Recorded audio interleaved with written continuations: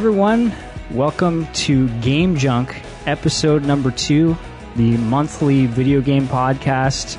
And once again, my name is Sean. My name is Frank. And this time around, we are joined by our good friend, former colleague, and fellow coder, Andrew, a.k.a. Huck City. Welcome to the show. Hey, how you guys doing?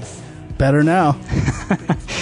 So, coming up on today's show, we have a review of Alan Wake, and we're also going to be talking about a bunch of Xbox Live Arcade releases, some new sports games, and we're going to be talking about achievements. Should be a good discussion, I think. So, thanks for tuning in. Thanks for downloading. Got to say the response from the first episode was pretty good. Yeah, overwhelming. Pretty excited. I was impressed just because, it is a... Film Junk is a movie site. There's mostly movie fans on there. I wasn't sure how people would react to something a little different, but people seem to dig it, so... Gobbled it up. I downloaded it, so you know it's good. And hopefully we'll get all the people who listen on the show eventually, so yeah. We won't have any listeners left. Just be contributors. But, I think a lot of people liked the discussion of, like, older games, retro games, and nostalgia and stuff like that. So I hope we can kind of keep some of that around with our other discussions, but... Doesn't look like we're talking about it today. Well, I think it'll come out in some ways. Right. So it should be fun. But anything else you guys want to mention before we start it off with some news? Just, it's getting crazy. The season is starting. Like, I didn't even realize Halo Reach is next week, and it's gonna full swing from there. It's going to be tough to... I had a hard time finishing Alan Wake for this show and thinking about the games that are coming out. Now, but to me, it seems like it's a lot more, like, big releases are spread out. Like, I remember last holiday there was, like, 5 games every Tuesday and stuff, and I'm not getting that vibe. Like, you can kind of sense the slowdown, the economic slowdown of the industry this year. It's like a lot of major titles, but getting closer, which is what I expected, to the blockbuster movie season, right? Like, not a lot of... I was always surprised by the fact that so many games will compete on, like, a November 17th kind of day, and, like, 5 games will come out, rather than each one kind of vying for their own week. Yeah, well, I think the thing is, there's the high-profile releases. There's not as many sort of medium releases in between there, so... but that's okay.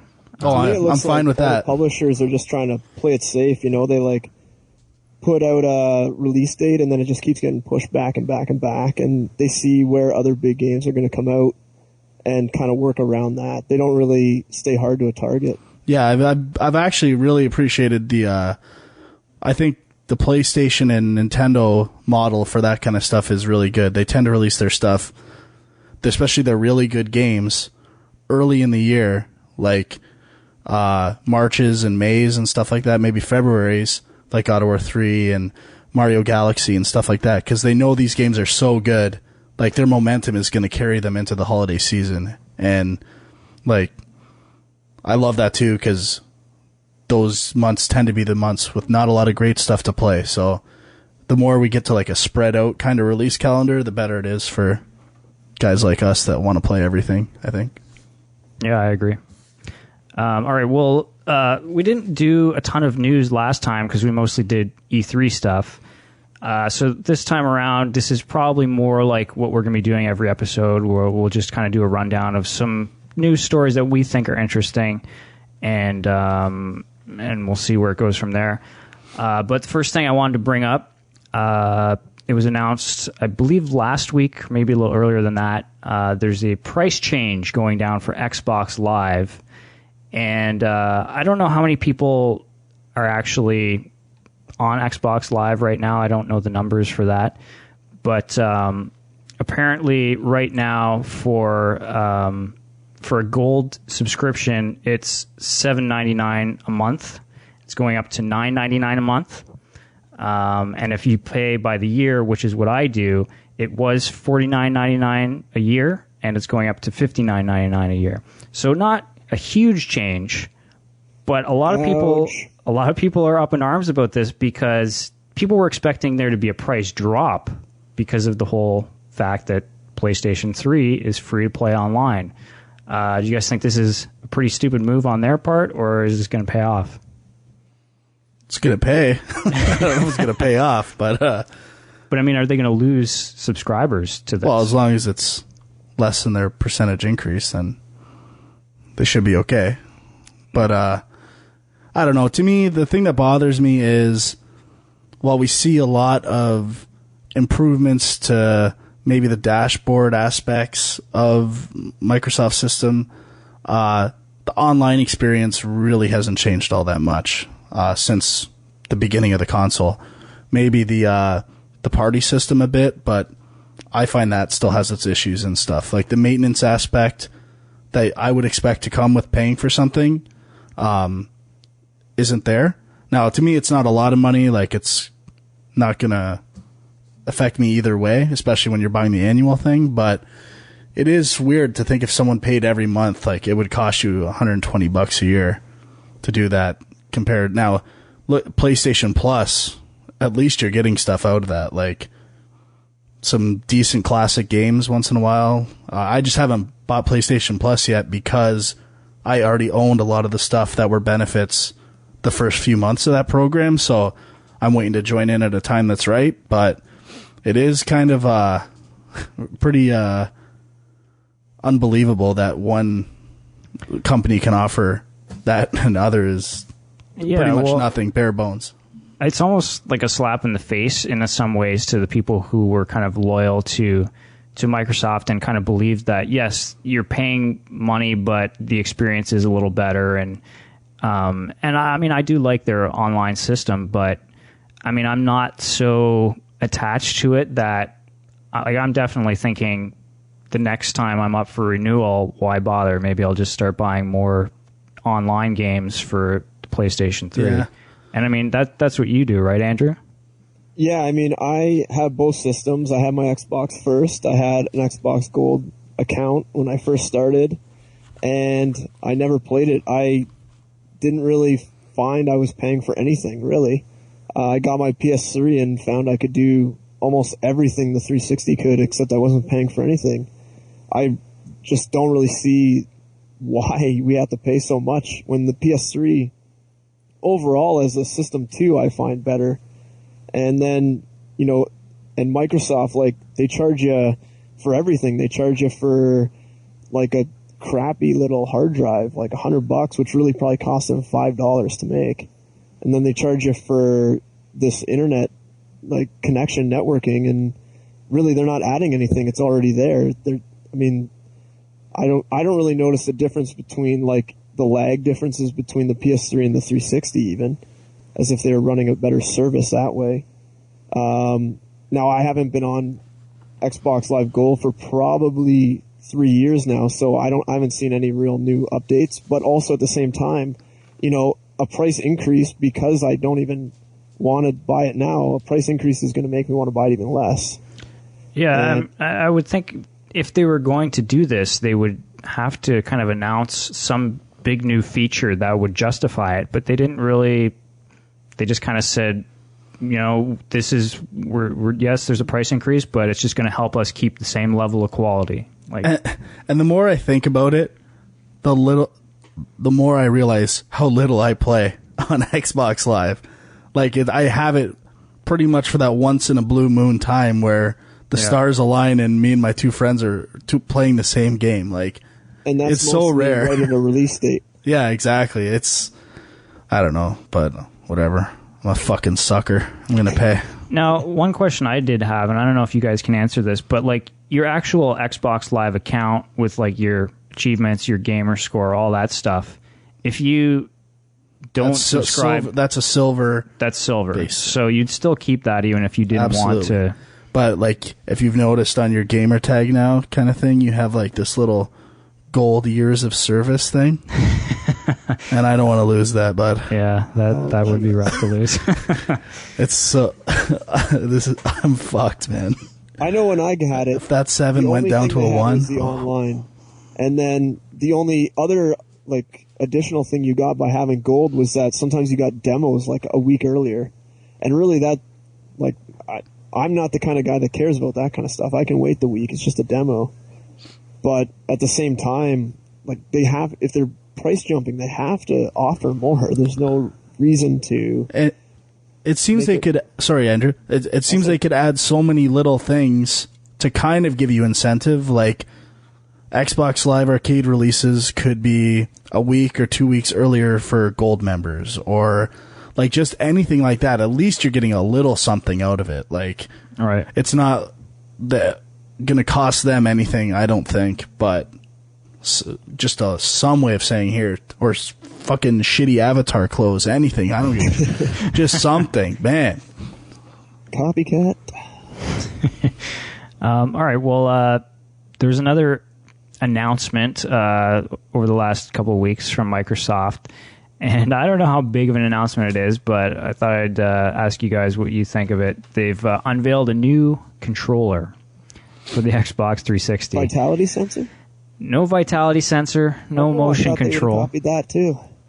No. All it is pretty similar to the 360 controller they have now, but the D-pad has a little flip thing. You rotate it. You rotate it. So you spin it and it goes up or down, depending. Right. So it's either flush or the 4 standard directions are elevated. Yeah. So in a beautiful way. I don't know. I don't even really understand what. I realize some games you want to have sort of the full circle control, and some you want the playing Street Fighter 4 on an Xbox controller.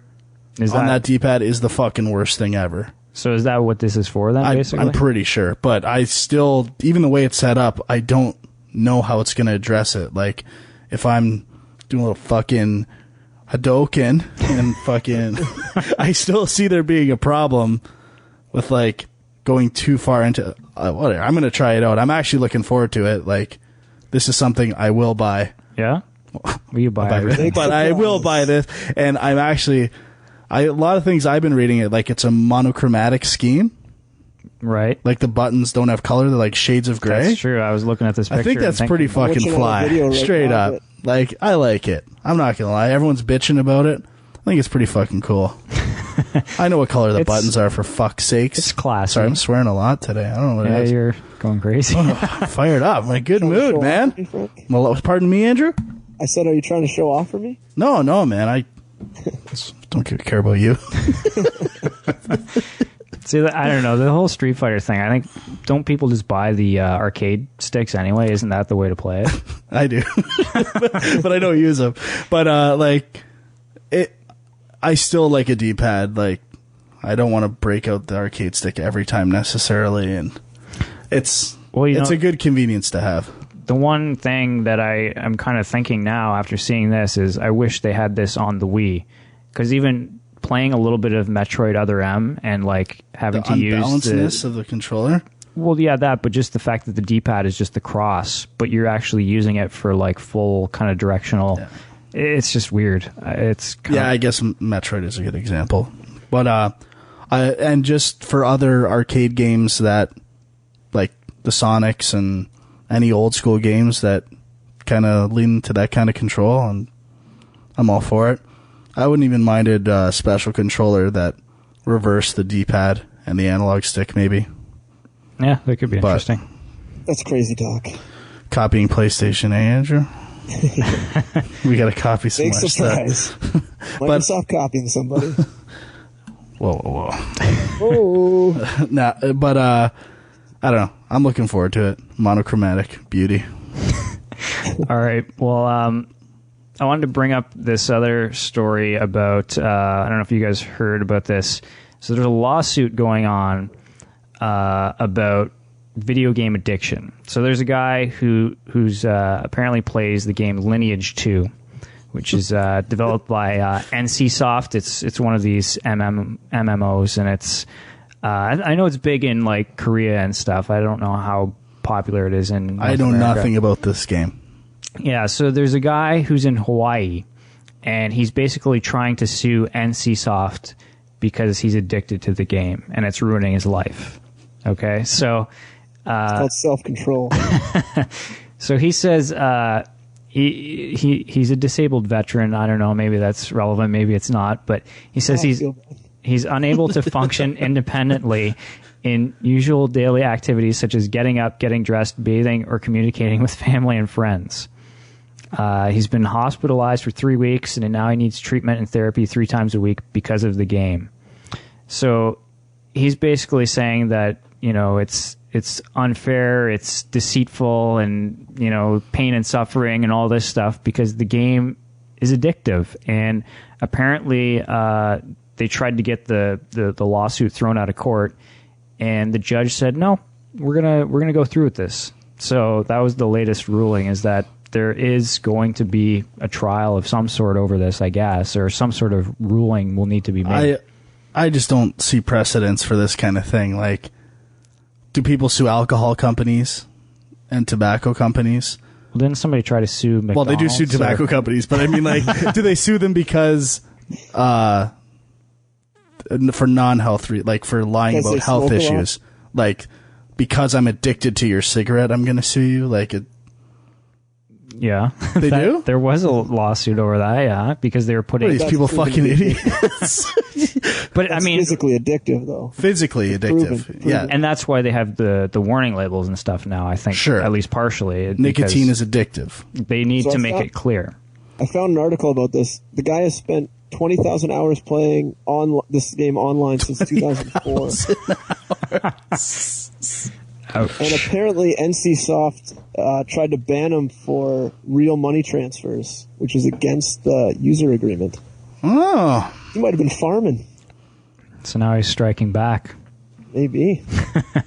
I was going to say, if you're playing that much, it shouldn't, like, you should be able to make a living off this shit. Like, it's like he was trying to. Yeah. Should be your job, man. I don't see what his complaints are. Yeah. But, so... Here's the thing. Will we get to a point where there are warning labels on video games saying... can be addictive? Video games could be addictive. But you say the same thing about TV, like getting addicted to a TV show, music. Yeah, I don't think so. Like Go ahead, Frank. No, it's just, I don't... It sounds like poppycock to me. And the same thing kind of happened with, like, comic books and stuff long ago, right? And they, you know, they're still around. They don't have warning labels on them.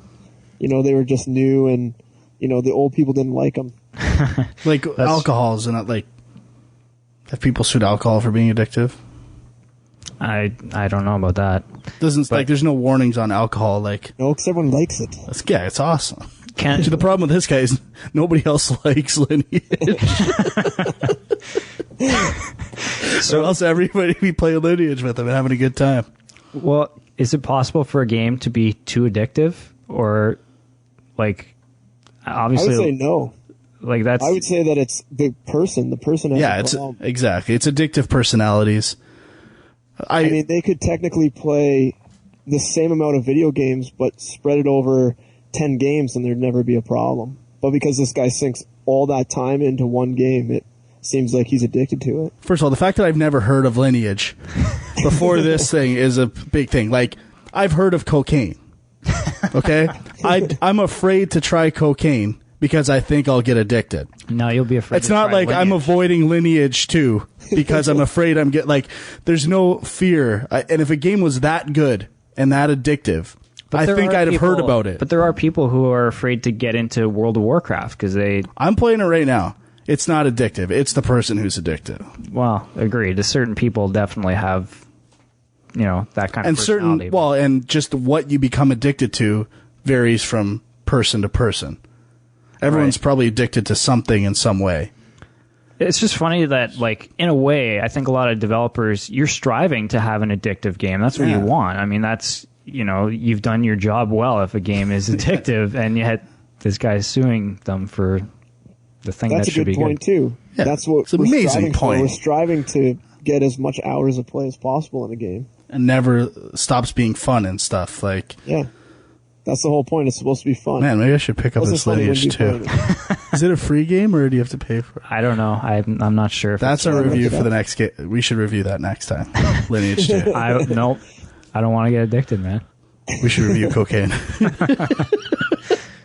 All right. Oh, it was made in Korea. Yeah. Lineage was? Yep. Lineage Yep. 2. Told you it's huge over there. So, all right, here's kind of a surprising announcement that came out this past week. Duke Nukem Forever is actually going to get released soon. Now, this is probably the most notorious... How soon? well, I think they're saying next year. 2011, I'm pretty sure I read. So this is like the most notorious piece of quote-unquote vaporware that's been, out there for years, where it's like, you've seen promotional artwork. They've been talking about it for years and saying, no, it's in development, and then it just never seems to happen. And I guess, there are certain game companies that this happens to because they get enough money and they kind of get comfortable enough that they can just kind of keep making the game and trying to do it better and then remake it again, and like eventually it never comes out for whatever reason. And I think a lot of people thought that was going to be the case with this. But my whole thing is, like, does anybody want a Duke Nukem game at this point in time? Like, it was kind of a big deal, back in the day, like back in the 90s, I guess. But nowadays, Duke It's going to have to Nukem... be really vulgar. Yeah, like it's that's kind of what it made its reputation on. I think it should go complete cheese.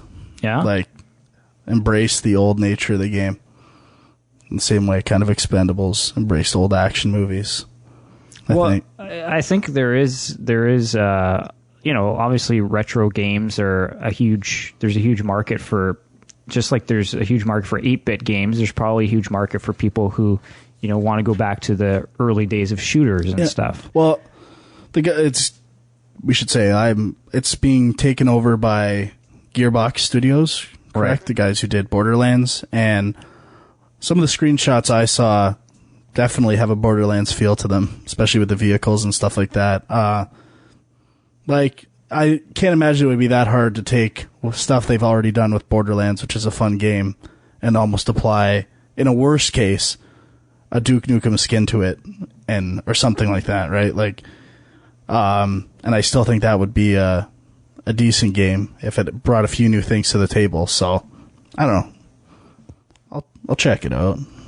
I'm not like fucking waiting with bated breath, but yeah, it's just, I don't know how many people really are excited by this. I mean, it's almost become a joke over the years. This game. It's almost like the Chinese democracy of video games. that is a very good analogy. So, And Chinese democracy was awesome. So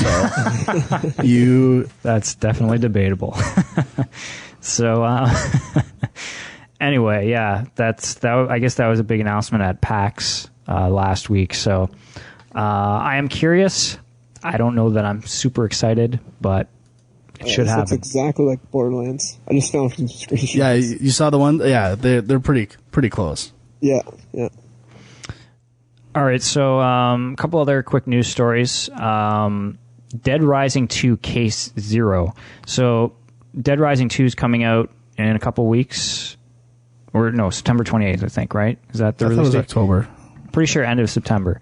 But so what they did is they had this interesting idea. Instead of releasing a demo for the game, they released a quote-unquote prequel and put it on Xbox Live Arcade for, $5 or whatever, 400 points costs.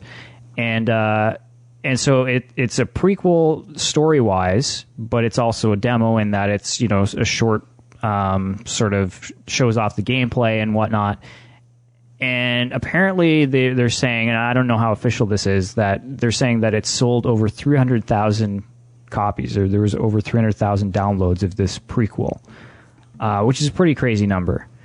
And to me, I'm thinking, well, I don't know, do we want to talk about because you played a bit of this, right? Yeah, well, I'll talk about it within this discussion, but okay, because I played the demo of the demo, if that makes any sense, and that's the one thing I was going to say. At least every Xbox Live Arcade game by mandate has to have a trial version, right? So you have the option to just play the trial, like. But I gotta say, the trial was ridiculously short. Did you play the whole? Yeah, you played the whole thing. Yeah, like I was like. It was like 5 minutes probably of actual gameplay, like not even. So I don't know that I really got a good sense of what this game is. But it is an interesting concept, and I do worry that with the success of this, people might start charging more for their demos. Do you guys have any thoughts on that? Yeah, I think it's going to happen. Especially for sequels, for sure. Maybe not for games, new IPs and stuff like that, but a sequel to a big game, it does depend on gameplay type too, right? Like, this game kind of lends itself to this. Sorry, Andrew, go ahead. That's okay. Oh, I was just going to say, if you can, like, you know, at this point in time in Dead Rising 2's development, I mean, most of the team's probably wrapped up, so they could probably throw together a quick little prequel mission or whatever in, you know, not very much time, and if it's good enough to pass, why not put it out? Yeah. You know, it's kind of like DLC before the actual game comes out. That's true. I mean, it is basically the same thing. It's just you're getting it before the full game. But I guess one thing a lot of people are wondering too is whether or not this is actually going to hurt sales of Dead Rising 2, because it's long enough that, well, from what I understand, it's long enough that it's longer than a typical it seems demo. Pretty long, yeah. And when, you know, you're going into holiday season and there's tons of other games coming out, you know, maybe that's all people want is just a quick, you know, few hours of gameplay, and then they're on to something else. So, Frank, how far are you in this? I only downloaded it last night, and I played for about an hour, and I got a few things to say about this game. So what's the story? Like, is there a story behind it? Is it kind of like connect the two games? Kinda. No, you're a totally different guy. You're in Las Vegas. You have your daughter. You're trying to prevent her from being infected by zombies. But this game has got me worried about the real version. Well, first of all, were you a fan of the first Dead Rising? I was, but it was a launch, like close to a launch title. So I'm starting to wonder now, if I played it now, if I would be as big of a fan. Like, I remember having issues with it, but still liking it. See, some of these issues are coming to the limelight while I'm playing this game right now. Yeah. And I'm less excited about the game now after playing that demo. Well, see, I had a couple huge problems with the first game that totally... I kept trying to get into it, and eventually I gave up because of these things. So I'm really curious if they've fixed any of these things or not. But I think for me, the big one was the save system, and the whole idea that it's like you're playing this period of time over and over again. Yeah. For some reason, I found it really frustrating to save the game. Like it was like I could never get to a bathroom to save That's the the game. same. And that was really annoying. And they do give checkpoints in the mission structure that you can save at now too. So there's a little more to it. Okay, well that's better. But the whole thing that there's a time limit on what you're trying to do is really frustrating, I find. I don't like some games that can work, but for Dead Rising, I wanted to explore, I wanted to just screw around and do things. And I mean, this is the kind of game that encourages you to do that, especially the second one with the mixing and matching of weapons and creating your own combinations and stuff. But now you have time limits. Even in this demo, there's a time limit on what you're trying to do, and it's frustrating as hell.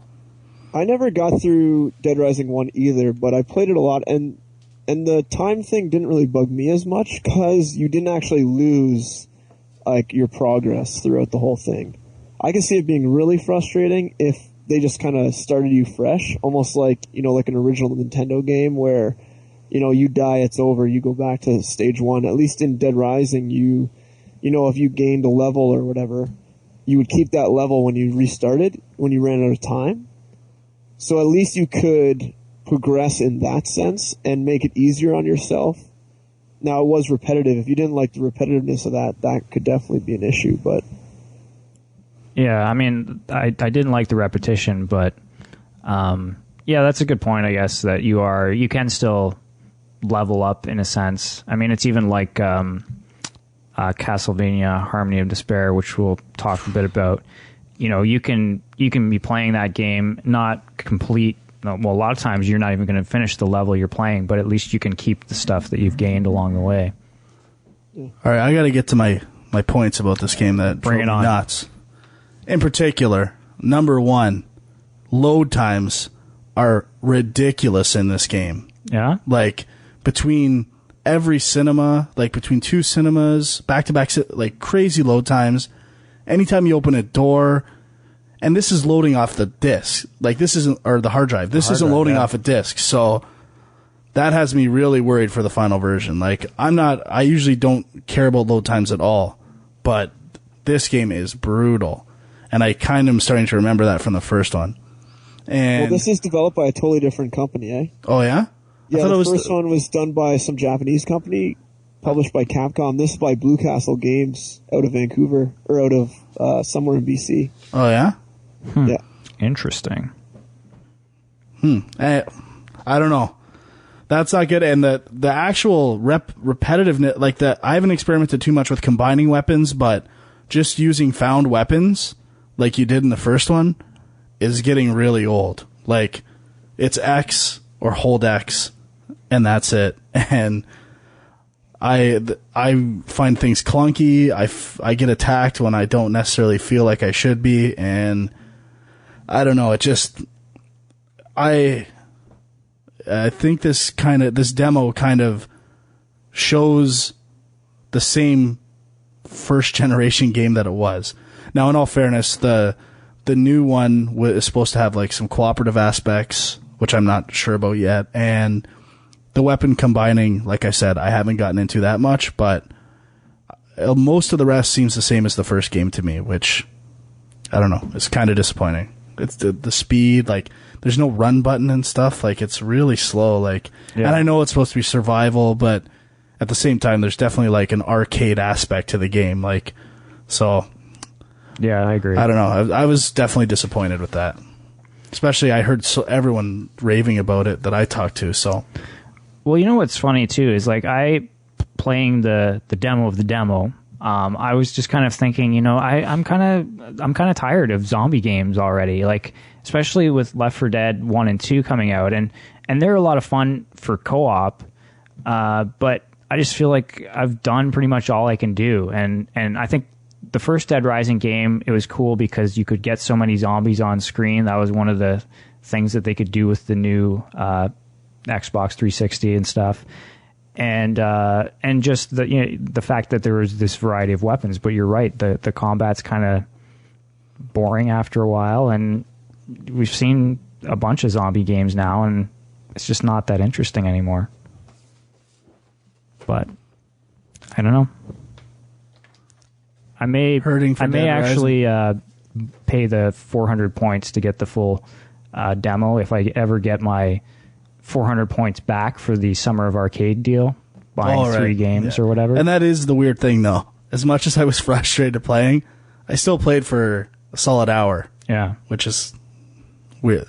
I think I'm addicted to it. I'm pretty sure. But, like, it was 2 a.m, too, so I played till, like, 3, and I'm like, this game is the fucking worst, but I still didn't stop playing, so that's no, you were trying to get through it for Game Junk. Well, that's one of the reasons, but I was, I don't know. It still says something about the game that I didn't throw my controller and go to bed. Right.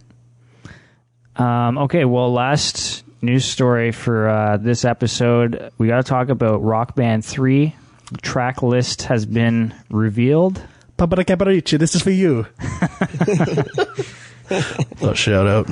So, it's, it used to be a big deal when, these track lists would come out, and now I feel like they've almost covered just about everything you would want in these music games. It's getting there. So, but we've decided to do our personal top 5s of the songs we're looking forward to. Right. In Rock Band 3. I will say in my list, I have not included any songs that I've played that are featured in pre-existing music games, either Guitar Hero or whatever. So Okay. this is just new songs that I'm looking forward to playing. Gotcha. We're going to start with number 5? Do it. All right. For me, number 5 would be Radar Love by Golden Earring. Looking forward to breaking out the pipes for that one. Yeah? Oh, yeah. And the guitar. All right. Crazy jam. It's a little jam solo. All right, my number 5 is Sister Christian by Night Ranger. Oh, yeah. See, now this is the thing. You got the piano for a lot of these songs that And most of my top 5 reflects the piano aspect, which I'm very excited for.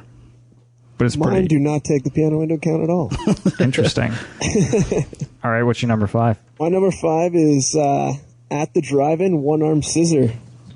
It's a good song. I like it. Now, wasn't that in... I That's think it in was Guitar Hero World Tour. Right.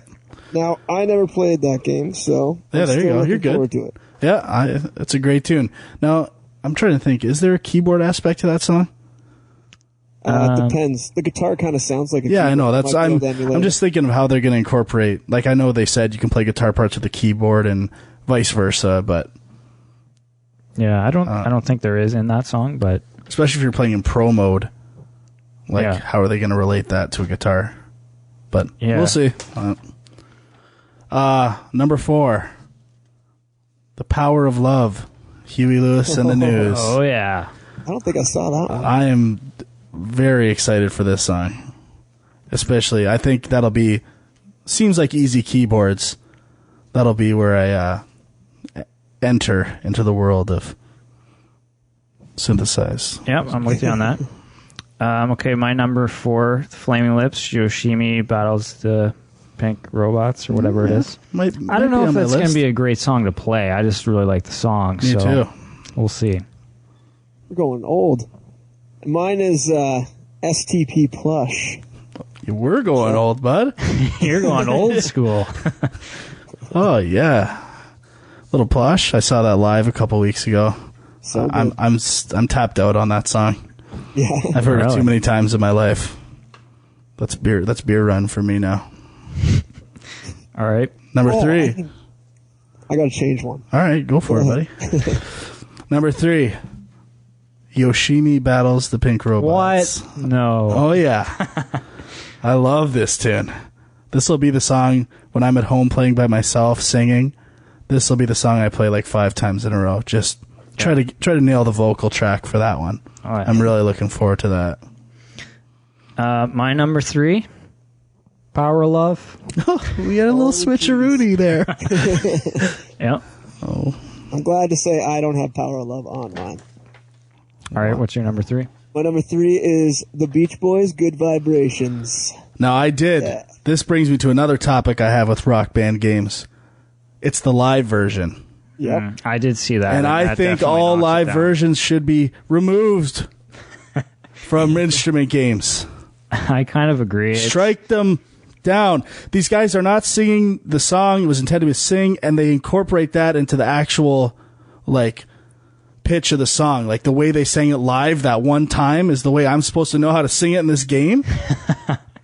I sing it like the record. No tricks. Well, that's not like a live performance. You're supposed to be a rock band on Well, stage. hey, if it incorporated my vibrato and other things too, which it's supposed to now, that's good. But like, they're pigeonholing me. I got to follow their rules. And maybe if there was a freestyle aspect to it, then I'd be cool with it. But it's not. That it's Rock Band 4, incorporating freestyle and grading your freestyles. Maybe, but that on the top live songs in those games for singing in particular. Actually, but the one question I have about that song is there going to be theremin in it? That's a good question. Theremin. They got to release the theremin add-on for this game just for that song.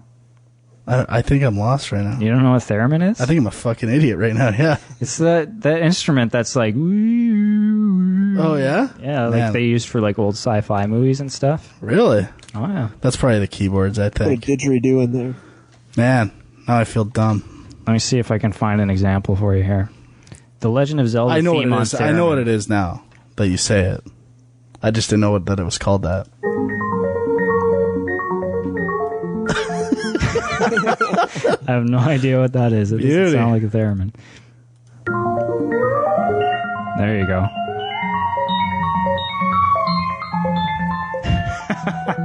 Just turn the show off. Let's just listen to this. All right. I almost picked that too, but the live. Yeah, I agree. Number 2 for me, Werewolves of London by Warren Zevon. One of my good pick. Can't wait for the keyboards on this and the singing. It's a nice choice. I want to do some solo work, some keyboards and sing, Zevon style. Maybe play some pool. All right, well, my number 2 is Devo Whip It. I had a sneaking suspicion. Now, the thing is, there's been some Devo songs. Girl You Want? Yeah, I don't know. Maybe Whip It was in there somewhere, but it's never been in a game before. I'm really excited for that, too. The keyboard will be a nice addition to that, for sure. Huck City? I'm going to go with Rammstein Du Hast. Nice. Big fan. Big fan. Rock it out. That's what Rock Band's all about, right? Now, I am looking forward to using the keyboard with this, but that song was in Guitar Hero game, Guitar Hero 5, I believe. Jeez. Really? That's why I didn't put it on my list. But didn't know that. And playing the keyboard parts of that song on guitar, just doesn't feel the same. It's disconnected right now, you know. I'm like, this ain't Du Hast. When I sing this song to myself and I play the number, the phone dialing on my forehead and shit. I need a keyboard. I need to recreate that on a keyboard. And so, good pick, Huck City. I like where your head's at. Yeah. Number 1. Probably the easiest choice I've ever made in any top 5 in my life. Yep. Cold as Ice. Foreigner. This is my number 1 go-to karaoke song. And for life. And it is now in these games, and I can judge my own karaoke performance and fine-tune it and get it nice and tight. I can't wait. All right, well, I was making a top... When I heard there was keyboards in this game, I made a list of the 5 songs I wanted to be in this game with keyboards. And I'm going to say this. My number 1 was Cold as Ice.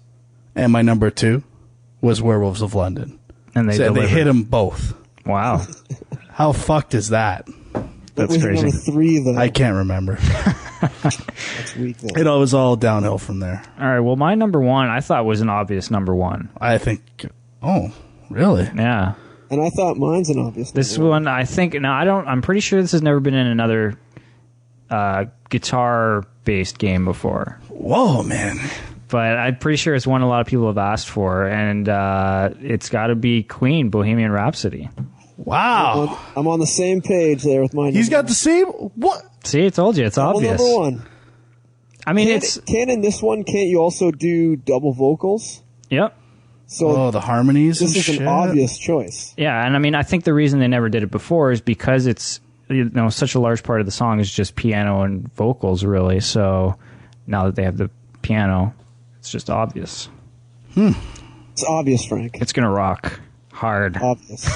I don't know. That song's, again, I've just heard it so many times, and even on any TV show, like reality shows, singing contest shows, that song comes up so often, and it's like... I agree, but that's why everyone knows it. Everyone will want to play it. Now, You've heard it so many times that you still love it. I don't love it. I like it, but give me Lou Gramm over Freddie Mercury any day of the week. That's where I come from. That's where I live.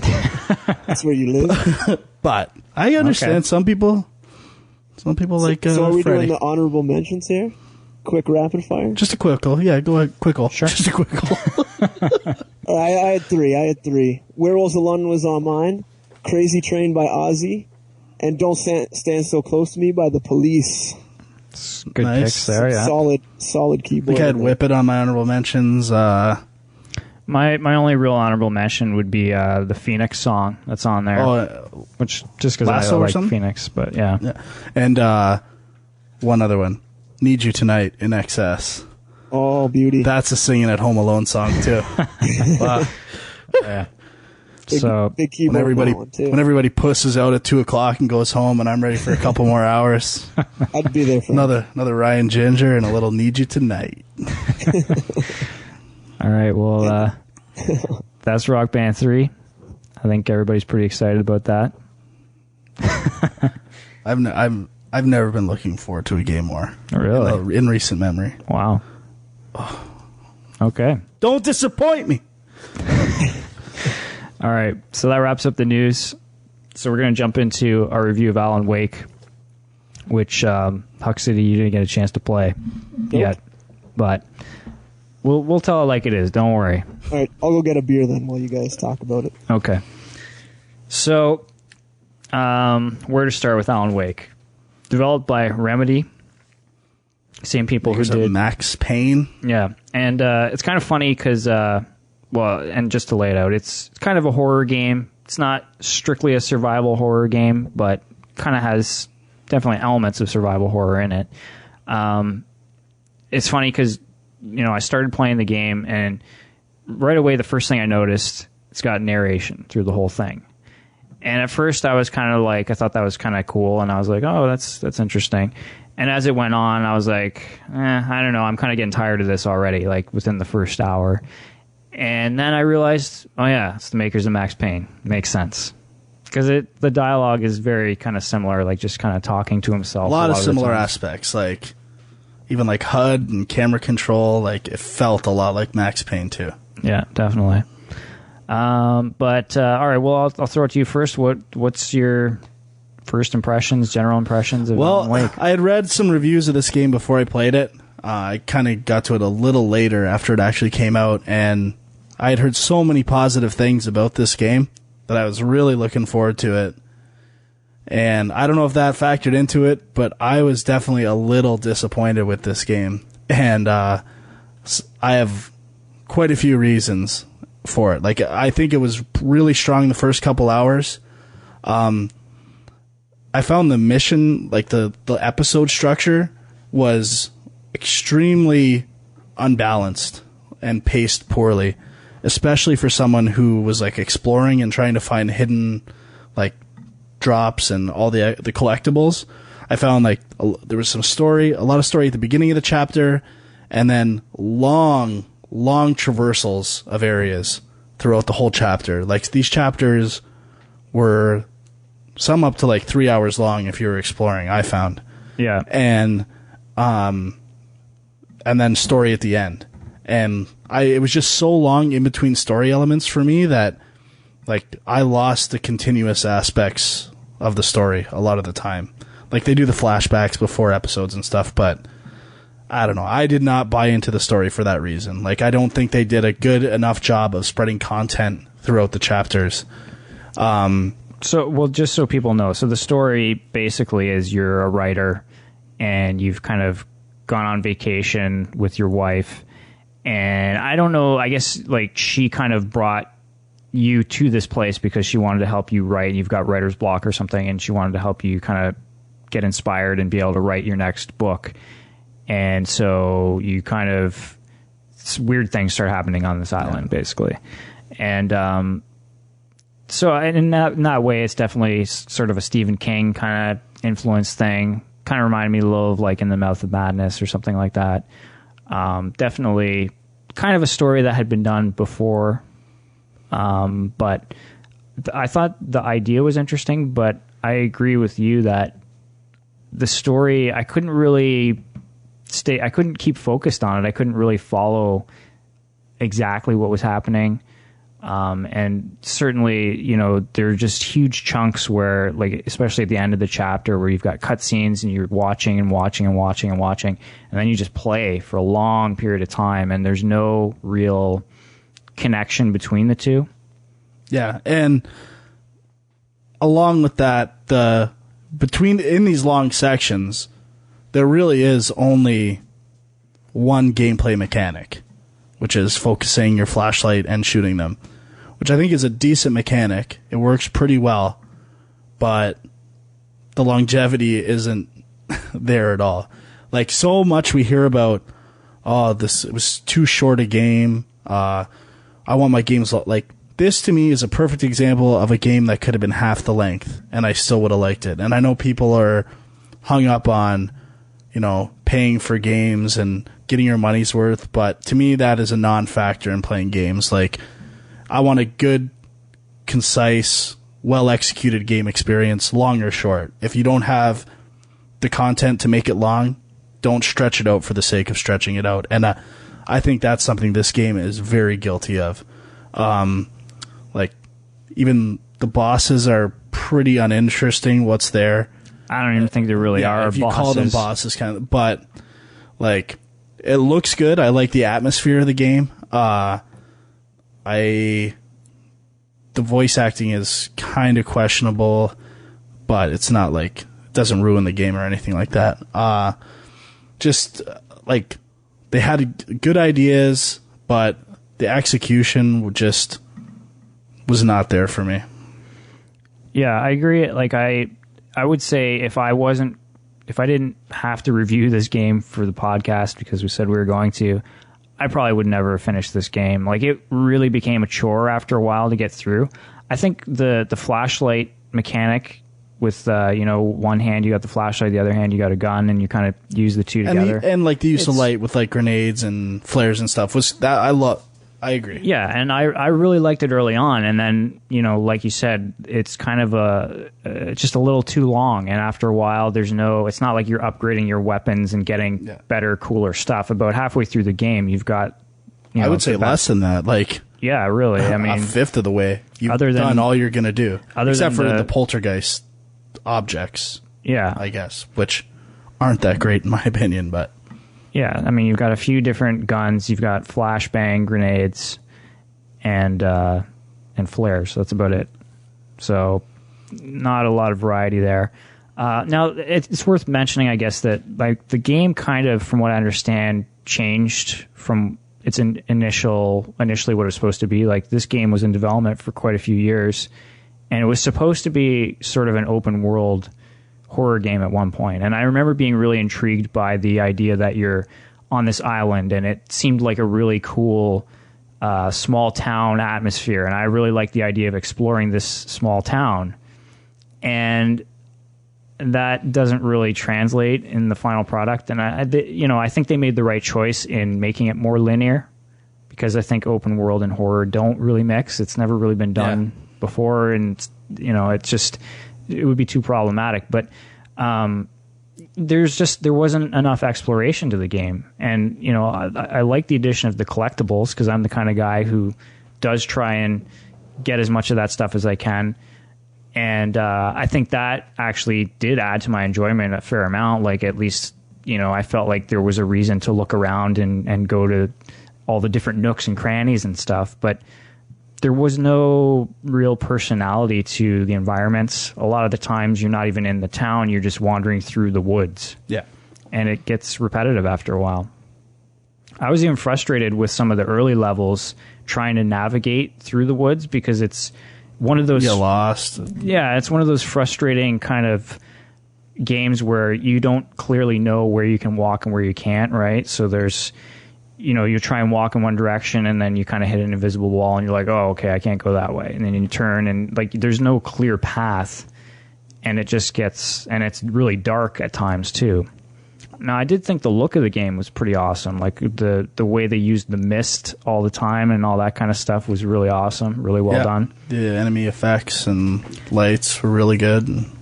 A lot of the details were impressive. Like, it's a very polished game, I would say. Yeah, agreed. I liked a lot of the things, like they had radios and TVs throughout the game that you would turn on, and you would just...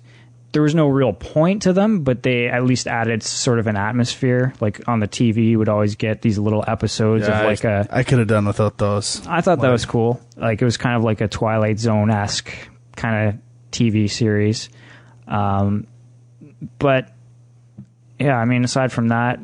Like, I get the characters. None of the characters were all that memorable. I guess your agent or manager guy was kind of interesting.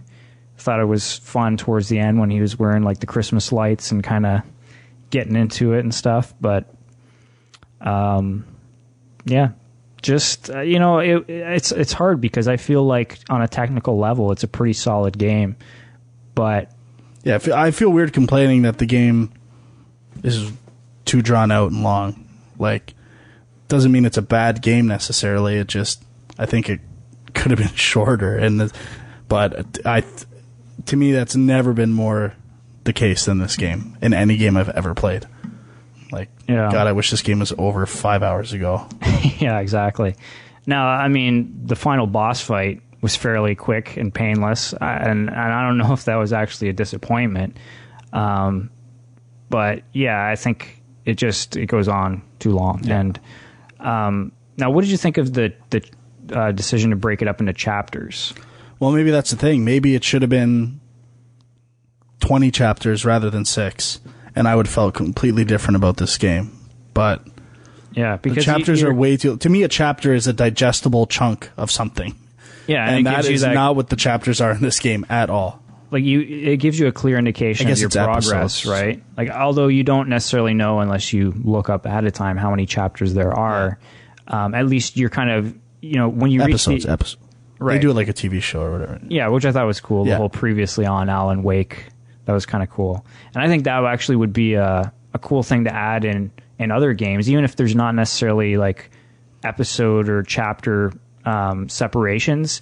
It would be really cool to, like, say you played a game and you haven't played it in a while, and you come back to it and you don't know what you're supposed to do, because that happens a lot, right? Yeah.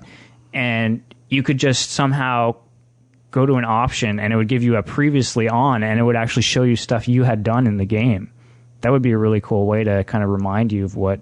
Yeah, a lot of games do it just with text and logs and stuff, but who wants to fucking read that shit? Yeah, I did think that was a pretty creative thing. But yeah, like when you get to the end of the chapter, you feel like, okay, I've accomplished something, I'm moving forward in the game. But those chapters are so long that you're just like, and you're waiting to get to the next chapter. You're moving on to exactly the same thing. Yeah, pretty much. The environment changes slightly, I would say. I did like the rock concert portion kind of thing. See, I thought that was kind of it was something different, but I thought it was kind of cheesy, and it was kind of a ripoff of one of the Left 4 Dead 2 Yeah, they did. levels. Yeah, they did that too. So, yeah, I don't know. I was a little kind of let down by that in the end, but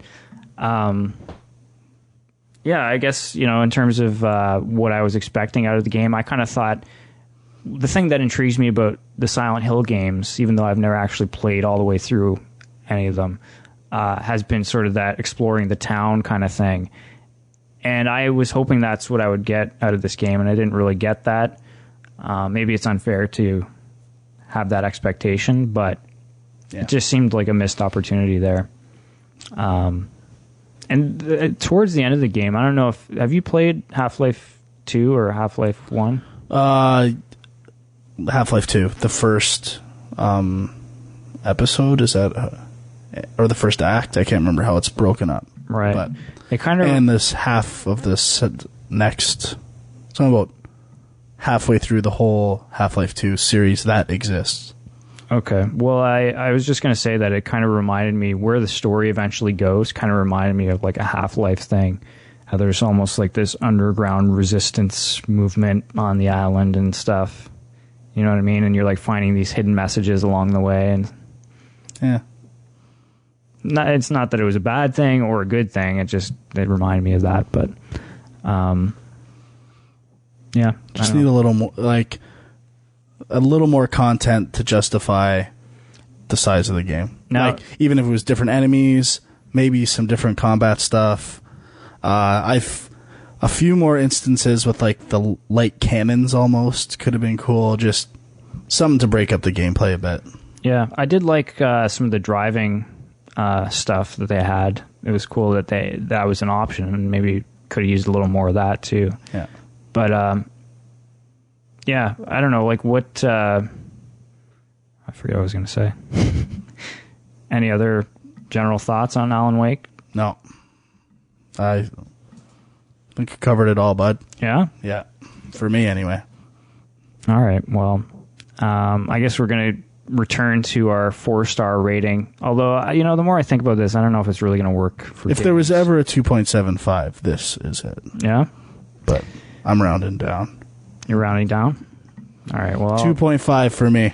I'm going with 3, but, I guess, like I said, it was a bit of a chore to get through, so and that always turns you off. But if it was even relatively decent, I think I would have gone through it again at some point to like clean up achievements and stuff like that and try the DLC, and I've had no impulse to do that's that what I was going to whatsoever. ask you, actually, is if you... Because that was interesting that they do give you... Like, the first DLC is free if you buy the game. And that's kind of weird, too. Like, why... I don't know. I'm curious if that was anything different or if that was just... I'll try it eventually. When I was done with this game, I was like, I need a break from this thing right now. Right. Okay. Well... Which isn't a good thing. No. So, we've got a bunch of other stuff that we've been playing. That guy should play Alan Wake. The guy who plays Lineage, too. Yeah, that'll cure him. So, we've got a bunch of other things that we've been playing. Now, I don't know if you guys... I know both of you guys have been playing some of the new EA Sports games. Did you want to jump into some discussions on that stuff? Oh, yeah. Sure. Okay. I love my sports. It's 7-0 New Orleans, by the way. Oh. So, no more updates. I'm recording. So I haven't even tried the demo for Madden 11, but why don't we start with that then? It's I'm part of the population that hates the EA way of doing things, like marginally improving games every year. Yeah. And I really don't think much changes. And I've also gone to the buy them every other year, at least for Madden. I still buy them Or every every year. 3 years. But like the thing is, and sometimes the changes that they introduce really aren't that great. But I will say for this Madden, the stuff they added, I actually really like. Speeding up the game with play calling, a good play calling system and stuff like that is really fun. I still think it's a little too easy on the offensive end to complete passes and stuff. I've always found that with the Madden games, but I'm enjoying it. Haven't played it as much as I liked with other stuff going on, but I'm finding that I like the play calling too, but I'm finding that there's some scenarios where it's like 3rd and 8 and they'll call a run. Yeah. And you're at like a really bad point on the field where you definitely don't want to run. And, if you're like me, I don't really have all the audibles set up right. Yeah, so I'm stuck with their crap and have trouble, making a good deep out or something, or even a post, and I don't know which ones to choose. So I find I sometimes get screwed in those situations where they give you a crappy pet play. Yeah, I can agree with that. There is a few like quick audibles, and I guess there's another line control thing you can do, I think too. But agreed. But worst case, if I'm really fucked, I'll call timeout. But I don't like doing it, but it's not the end of the world. But Madden 11, marginal improvements, but what I found, I didn't really play 10, but I found with 11, I felt like the control, especially of the running back, was really tight on this one. Like you can be direct using the left stick to direct and just give a little tap left or right with the right stick, and he'll do like a little head fake and totally fake out the lineman or tackler. Yeah, I haven't gotten too in depth with that. The one thing I don't like, and it was in the last couple of games, is when running backs will like auto jump over tacklers. Like you don't even have to press anything; it'll just do it for you. And when I'm trying to tackle somebody and they do that, especially when I'm playing a friend or something, it just makes me want to snap. See, I don't notice much of that. I don't know how that applies to, like, I haven't played a Madden game in a long time, but I find that that's one of the things that I haven't been liking about a lot of EA's games recently, and like over the last, like this generation of games, is that they've really gone for fluid looking animation and stuff, But in doing that, a lot of times it takes away from your actual gameplay. Like you press one button and they execute like a whole series of things, and you don't necessarily feel like you're controlling it anymore. It looks better, but it doesn't feel as I don't notice that as much now. No, maybe a bit with Madden, but definitely not with NHL. I'd say. I think NHL is pretty responsive. Like, Madden's pretty responsive this year too. Pardon me? I find Madden's me too. This year too. Yeah. Especially with them getting rid of the boost button. I mean, that was the smartest thing they could have done. Yeah, I'm cool with that. So there's nothing to tap when you run now? No. Oh, I'm out. No, I'm out. You're like faking with the jukes and stuff. Okay. Faking with the jukes. And the other thing I think they really improved this year is the blocking. Like, your offensive line actually blocks now.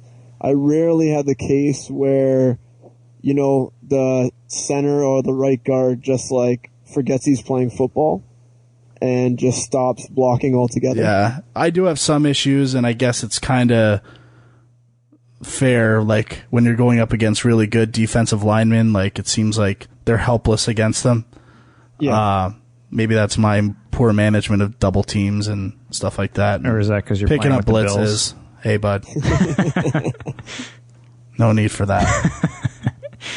All spiller, no filler.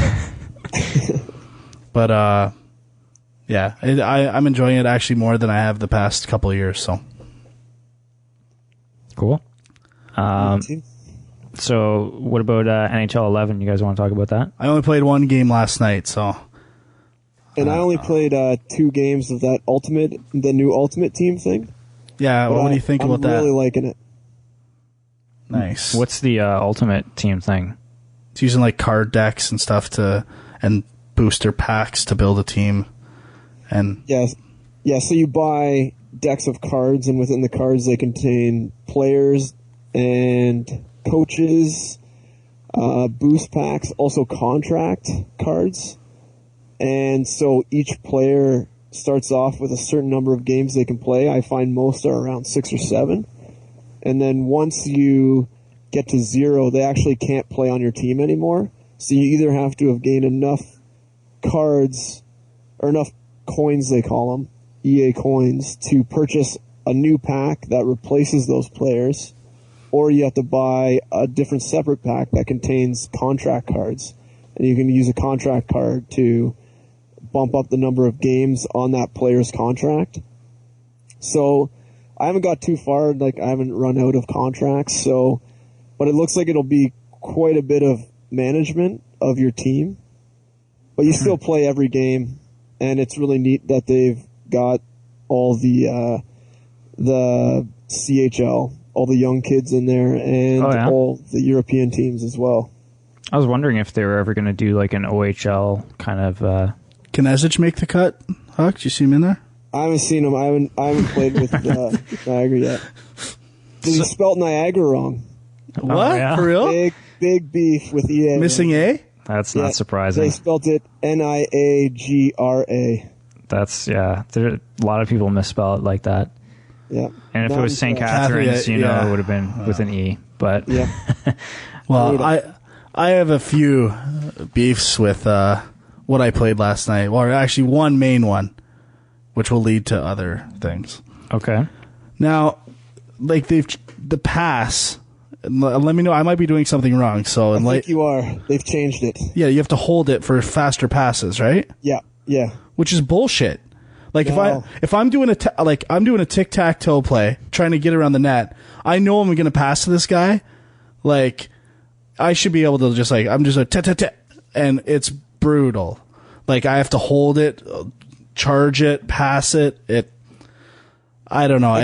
But I found last year's it was way too hard to do a hard pass. You could only do a hard pass if your pass rating was really high. Yeah, that's a good point too. That's stupid. Because everyone in the NHL can make a hard pass. It may not be accurate, but it's definitely hard. That's a good point. But even now, I don't think guys in the NHL need to wait a few seconds to make the hard pass. No, definitely not. It could affect it.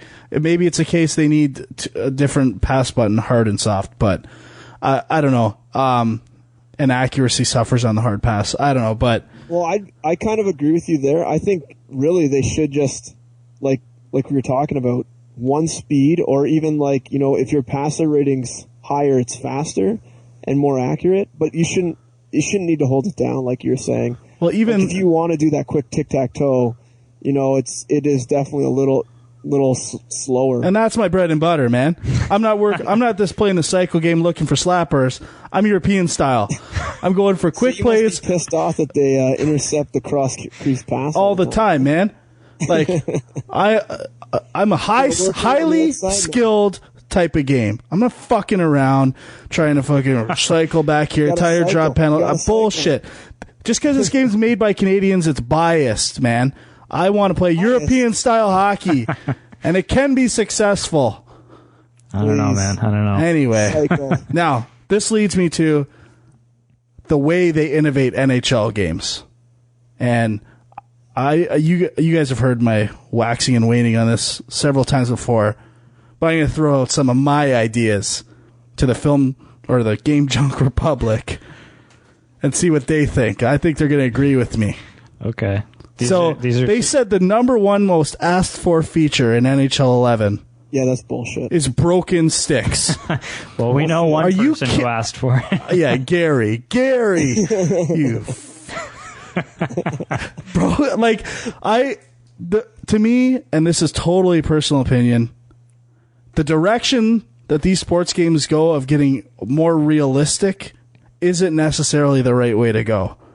Like, there's tons of random annoying shit that happens in sports that I don't want in my video game. Like, at least last year they introduced the most annoying thing I've ever had in a sports game, which was after the whistle scrums that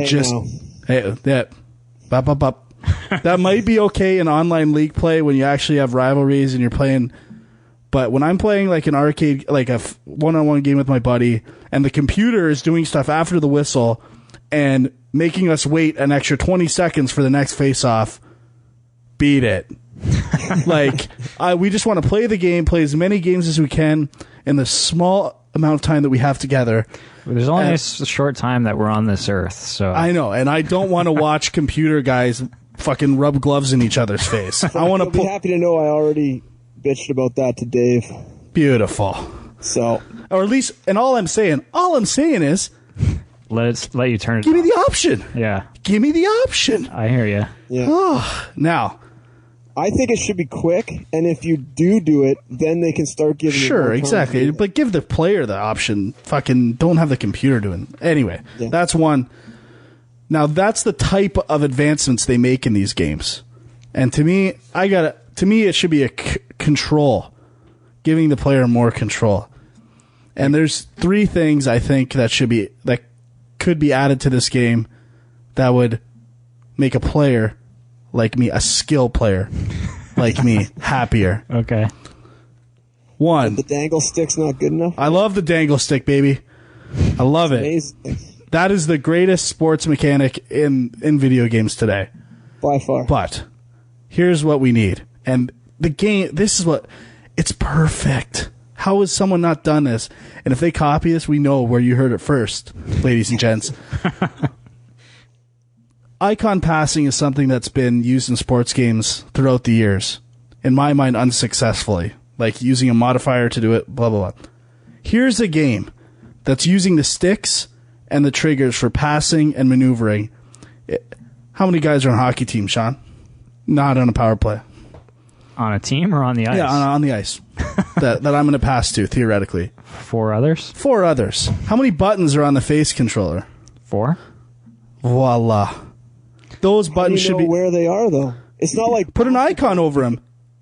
All the time. Do it like basketball where you assign, like... It's not like basketball, though. You're not always... I'm not saying that. I'm saying on the screen, make it an option. You can there's always a fucking little button icon beside the guy, and that's who I'm going to pass to if I press that button. And they're not interpreting who I'm trying to pass to. They can't see what I see on the screen. What? What if you want to do a bank pass off the boards?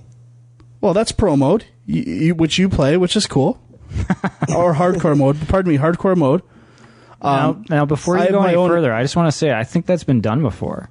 I think some of the NHL 2K games had that. Yeah, but you still have to press a button to enter icon passing mode. Oh, maybe. Right, I'm saying this way, you don't even have it. It's just there. Move the fucking strategies and line changes to the D-pad or something like that. It's staring you in the face. Cock slapping you. Do it already. That's one. I don't agree. That's one. What? I don't agree. Well, it can't hurt. It can't hurt. You just put it in there. I think it'll just make it worse. Now you're taking your. Do you know how many times I see a play? Like, only I can see it. And I try to pass this guy, and it passes to the wrong guy. Like, I'm like, obviously I'm not trying to pass to that guy. Do you know how many times I'm playing NHL and I say, obviously I'm not trying to pass to that guy? I say that never. But I think you could add some sort of smart, algorithm to say, okay, which guys are most likely you want to pass to. It's still tough, though. Like, you never know. Like, with stick deflections and shit, two guys are in the same deflection. Yeah, I guess. That's tough. You know what the solution is? Oh, you know what a good idea is? Put a button to the player, and then that's who you want to pass to. Done. I mean, assign a button? Like an icon that you pass to that maps to a face button. Okay. It's perfect. Okay, that's it. Let's get off that. That's only if you play tic-tac-toe European-style hockey. And one thing, though, with my bread and butter. How many times have you been, pulling your stick away to protect the puck away, and then you want to make a pass? Are you going to let go of the right stick and then press the button? Well, the stick's going to come back and get poke checked. Which you won't get your pass off. I agree, and that's a scenario where maybe you might not be able to make the most accurate pass. You have to use the old kind of pass. If you're controlling your... Yeah, it depends on the situation. I think it's perfect. But second thing I want in this game is some kind of jam play at the net. If I'm waiting for a rebound and stuff and I'm kind of already hacking away at it, half the time I get penalties for cross-checking because... No, you can fix that by holding the L2 button or whatever it is on Xbox. Right trigger, left trigger. The button that say skate backwards. Yeah? If you hold that and hit shoot, you don't cross-check. You just shoot. Easy, bud. You 1-0 or 1-1. Let's put a 1-1. Okay. Please, but I still would like that. And then finally, and this having players that are people want that realism where Ovechkin is amazing in the game, right? I don't. He's amazing in the game. I don't. I want a mode where all players are equal, and we're not judging about who's better in the NHL. We're talking who's better at NHL 11, and who can make the plays, and who can tap the buttons. But don't they in NHL tournaments? Don't you just play the same two teams against each other for that? Yeah, that's lame, man. I still want the names there. But don't you see what I'm saying, bro? I want two teams where it's not bullshit. Some guy shoots with Ovechkin from fucking does a 360 in the fucking blue line and it goes in. I don't want that shit in my game. Play online. Play the online. You get your own guy. I know, but even then, guys are better than other guys. I just want a mode where it doesn't have to be the whole game. I'm not saying they have to change it across the board. A mode where everyone's equal and we're getting down to brass tacks. Who is the best at controlling and playing NHL 11? Okay. Not who has the better team. Not who can exploit things better.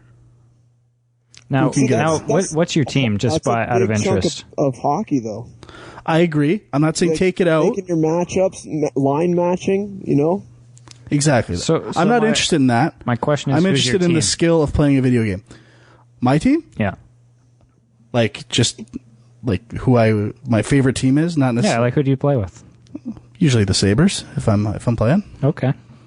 So what are you complaining about? Are they not good enough in the game? Well, they don't have snipers per se, so it's a lot. Which may be the way they are in real life, but I don't care. I'm playing a video game. You calling a Finagino not a sniper?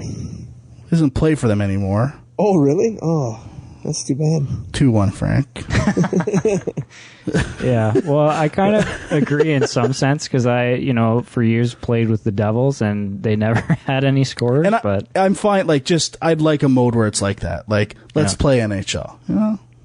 I got you. I want to pick my favorite team and not be worried that I'm not going to score. You just want the logo on the jersey. Exactly, like old NA, you know? Yeah. Okay. That's it. That's my rant on NHL. Do you play online at all, Frank? I do, and it's the brutal, because some guy always picks fucking Pittsburgh or... No, like the online team. No, I wanted to, and I haven't given another chance in all fairness to the game, but when I started, like, it was impossible to make matches. I would lose a network connection every time.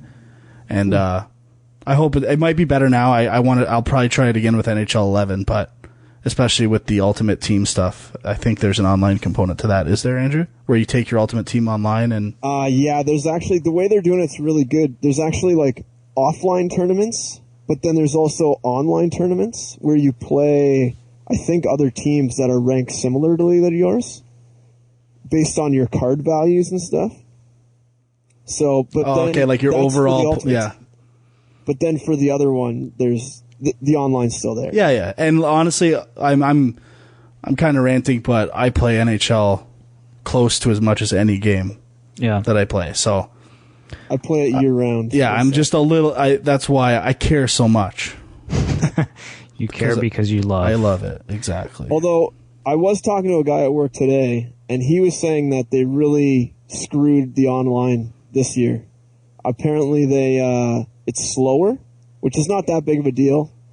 But apparently, like, every time you go to hit somebody, you get a penalty. Now, I don't know if this guy is just horrible, but this is what he was telling me. So I'll have to try it out and figure it out. Yeah, I get frustrated playing NHL online, like the exploiters and stuff like that. It's just... Yeah, I would only play against friends. I just want to snap some... Like, you have to have a guy on D. Yeah. It's the only way to do it.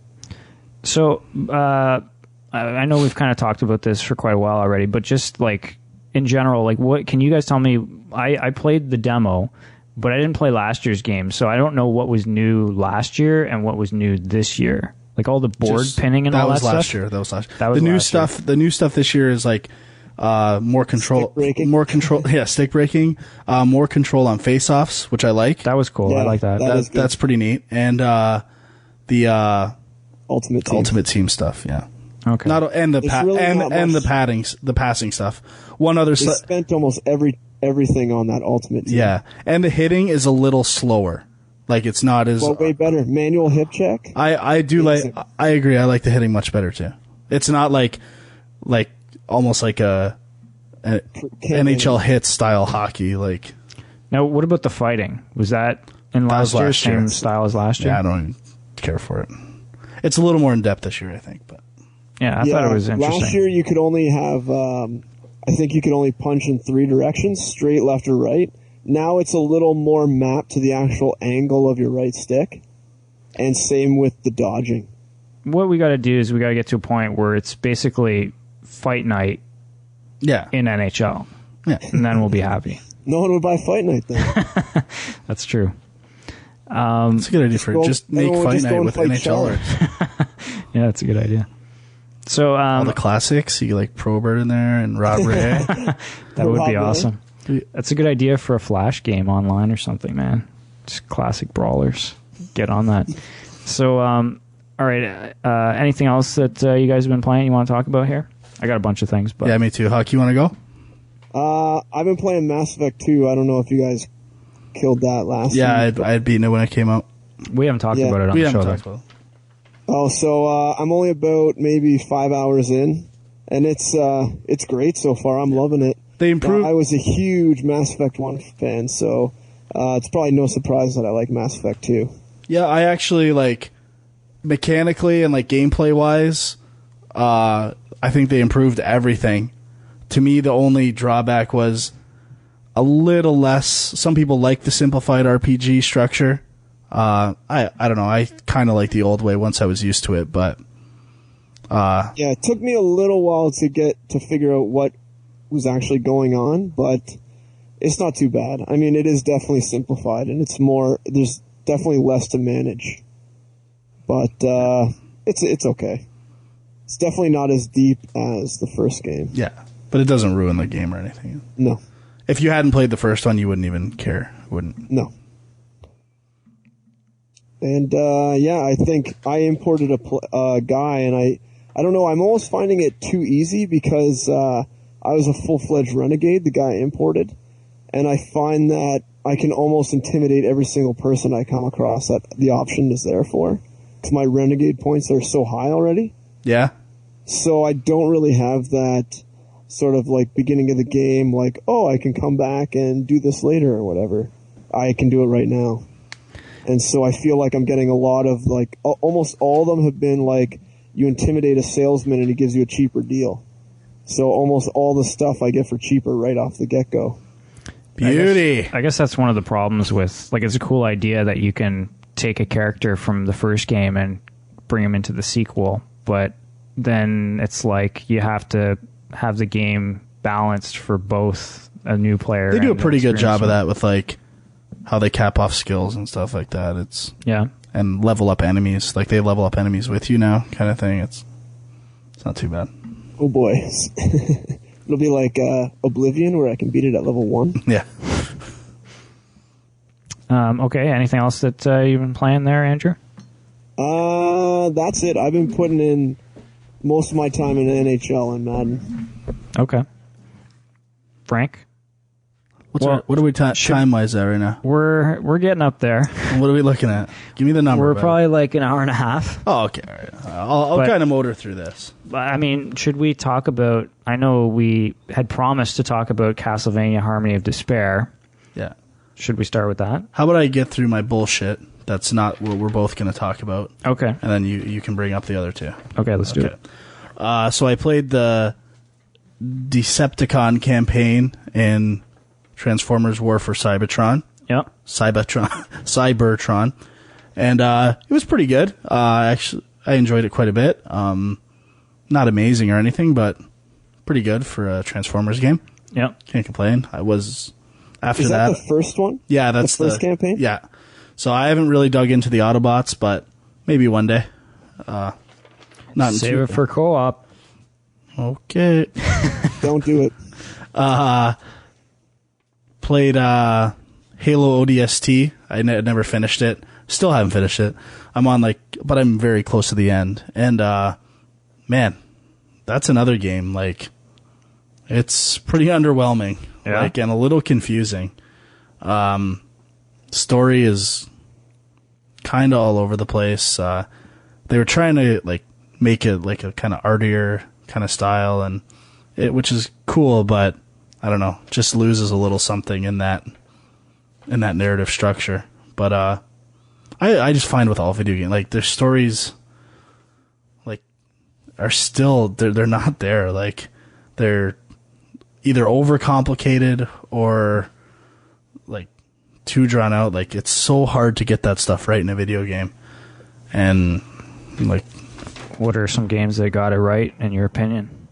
Well, like I thought the first Mass Effect was pretty good, but depends on how much side stuff you do. That game also had amazing atmosphere, though. Yeah, exactly. And the world was amazing. Like I actually bought into it. Uncharted 2, amazing. The God of War games, I think, have great story pacing. I don't know. That's all I can think of off the top of my head. But yeah, but it's still fun. I'm looking forward to Reach. Not a lot, but a little. I fired up DJ Hero again. It had been a while. Yeah. And was definitely liking it.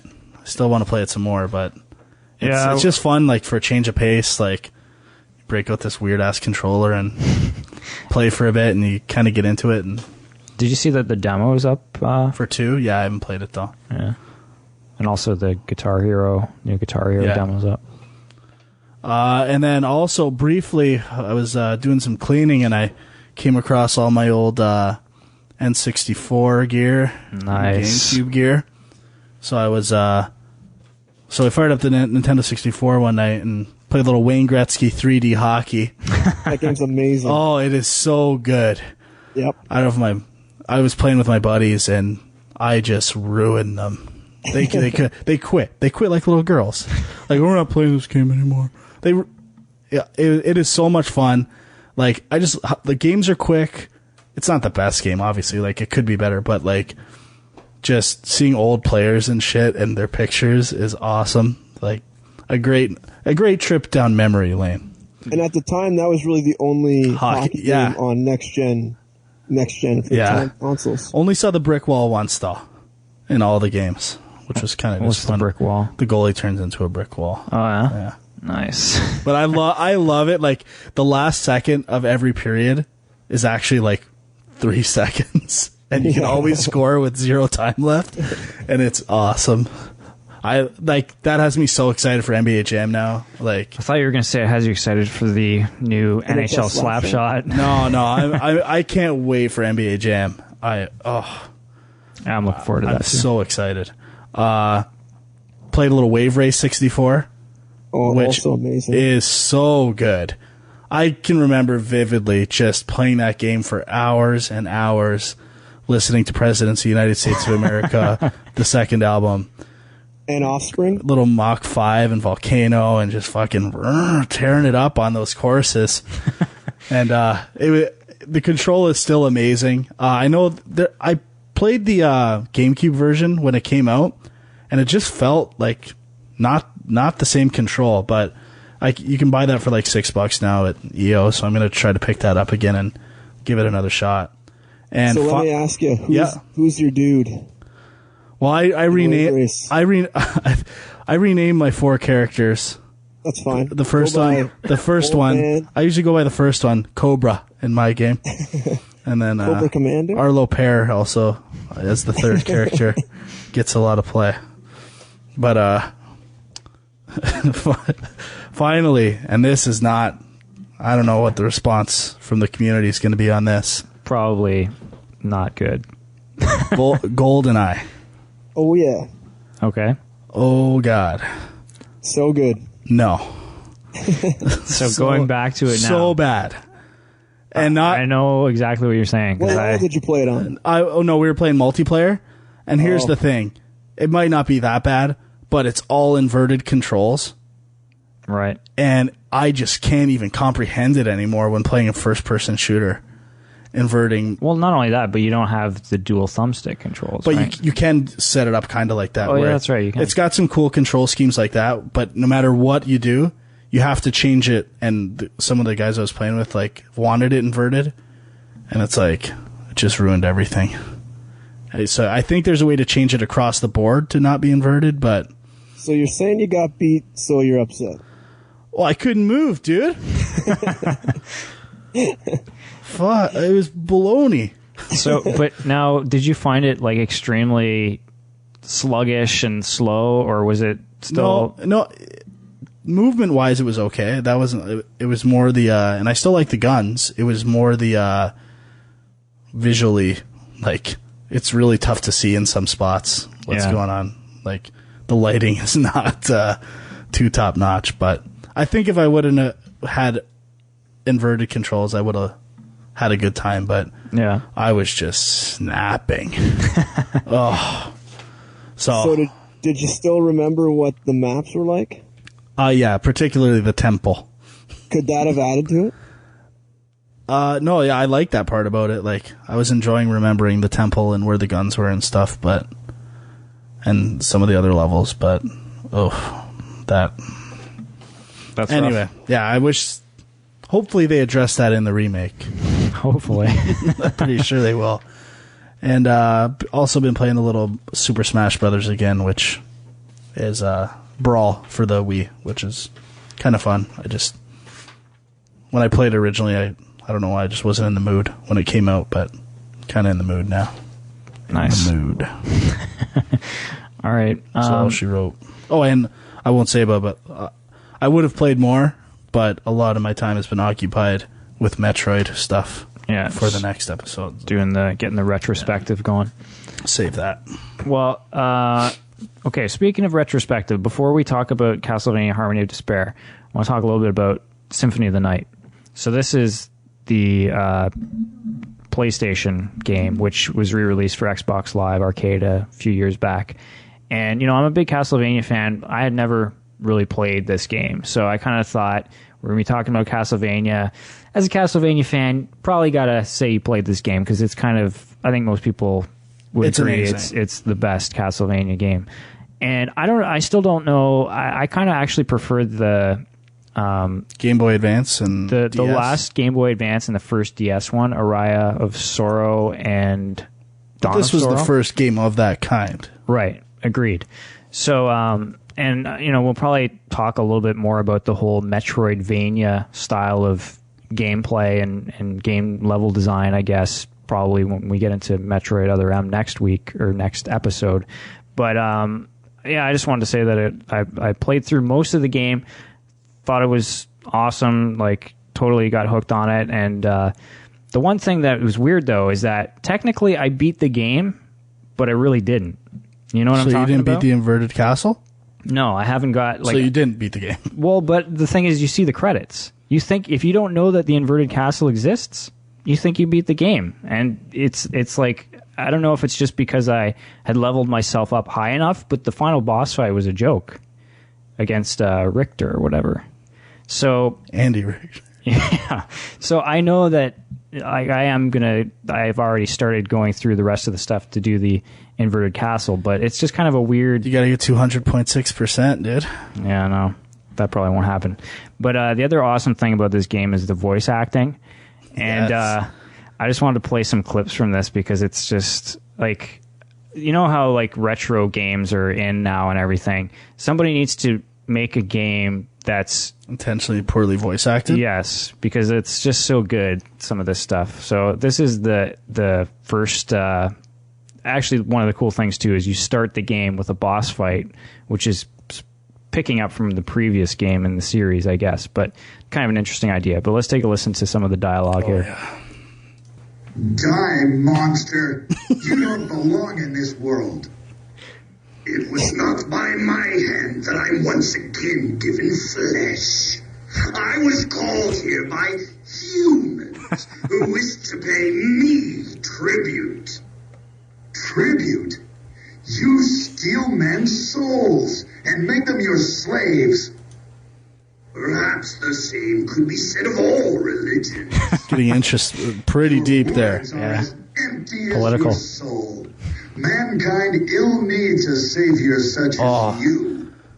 Got chills with that one. Man, a miserable little pile of secrets. But enough talk. How about you?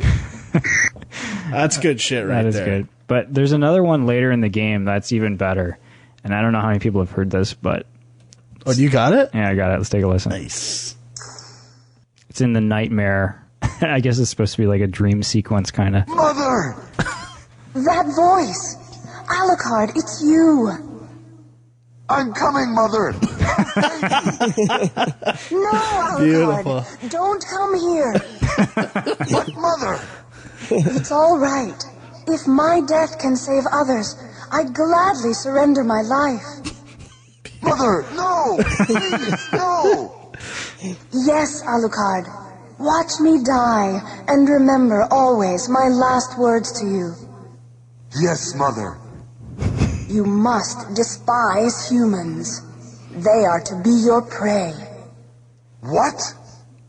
Better for them to die than to let them compound their sins.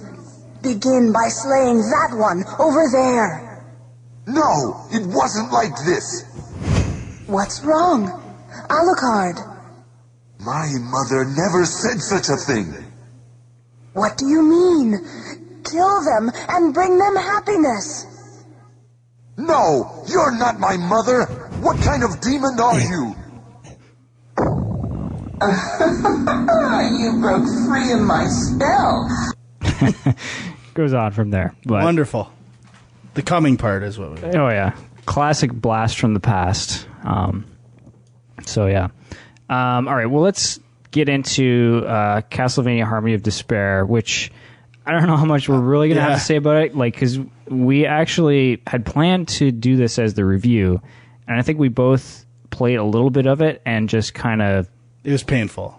got frustrated. Yeah, like, maybe if we had 6 guys going in there and... But the thing is, I almost found the more people you added to the mix, the harder it got. Yeah, it hurts it. Like, it's just a disaster. Like, So the idea even the is buying system and stuff, like, instead of just leveling up your character Yeah. you actually have to buy stuff and equipment, and I just wish there was a leveling up system where I got that instant feedback about my character, and rather than having to manage equipment, which is never fun for me. Like, that's one of the least fun things. Some people love it. I'm not judging, but managing equipment to me is such a chore in video games. Yeah, so the idea with this is that they kind of took the old school 2D Castlevania gameplay but turned it into like a cooperative Xbox Live Arcade game so that you can have like a bunch of people in these levels, and you have to work from different corners of the castle or whatever to the boss and then beat the boss. That's another decision I can't even fathom. What's This that? is why you don't start together and play together. Like, Exactly. it totally takes you out of playing with your friends. Like, where are you? I'm over here. Where are you? Zoom out on that map and you're like, well, let's go meet somewhere. That's the first part of the game. Yeah. Go meet. But I mean, I was kind of expecting this to be almost like the Zelda Four Swords games or something like that. And there's a little bit of that. Like, there's, puzzles and things that you can try and cooperate to get through, and that's fun. But overall, it was just way too chaotic. And I don't even like the idea that, like, the first few times through a level, you have a time limit, and basically you're expected that you're going to die, and you're not actually even going to make it to the boss in some cases, because you have to level up your character enough before you can even do that. And it just kind of gets rid of the whole exploration aspect of Castlevania games, and like, you know where you need to go, but you can't do it, or an interesting experiment that in the end just seems like it didn't really work.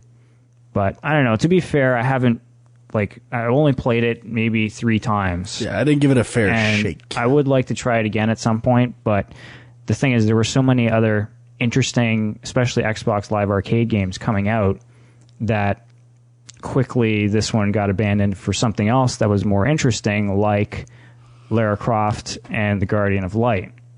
Lara, eh? That's another rather. Lara? Lara. Okay. No, you said something else. You said Lara. You said Lara. I did say Lara. So this is essentially the new Tomb Raider game. Hey, Lara. Go on. So this is essentially a new Tomb Raider game without the Tomb Raider name, which I don't totally understand. Like, is that because the publisher owned the name Tomb Raider, but the developer, Crystal Dynamics, they're the ones who made this game, right? I don't know, to be honest. I think so. But, are you a big Tomb Raider fan? I am, actually. I really like the first one. Yeah? And I've liked some of the Xbox 360 ones. I haven't played them all, but what I have played, it's just the platforming. What I love about the first one is, like, the block design. Like, I know that how many blocks in this, like, even though it looks kind of terrible, the polygons and stuff, I know exactly where I'm going to jump when I try to jump. But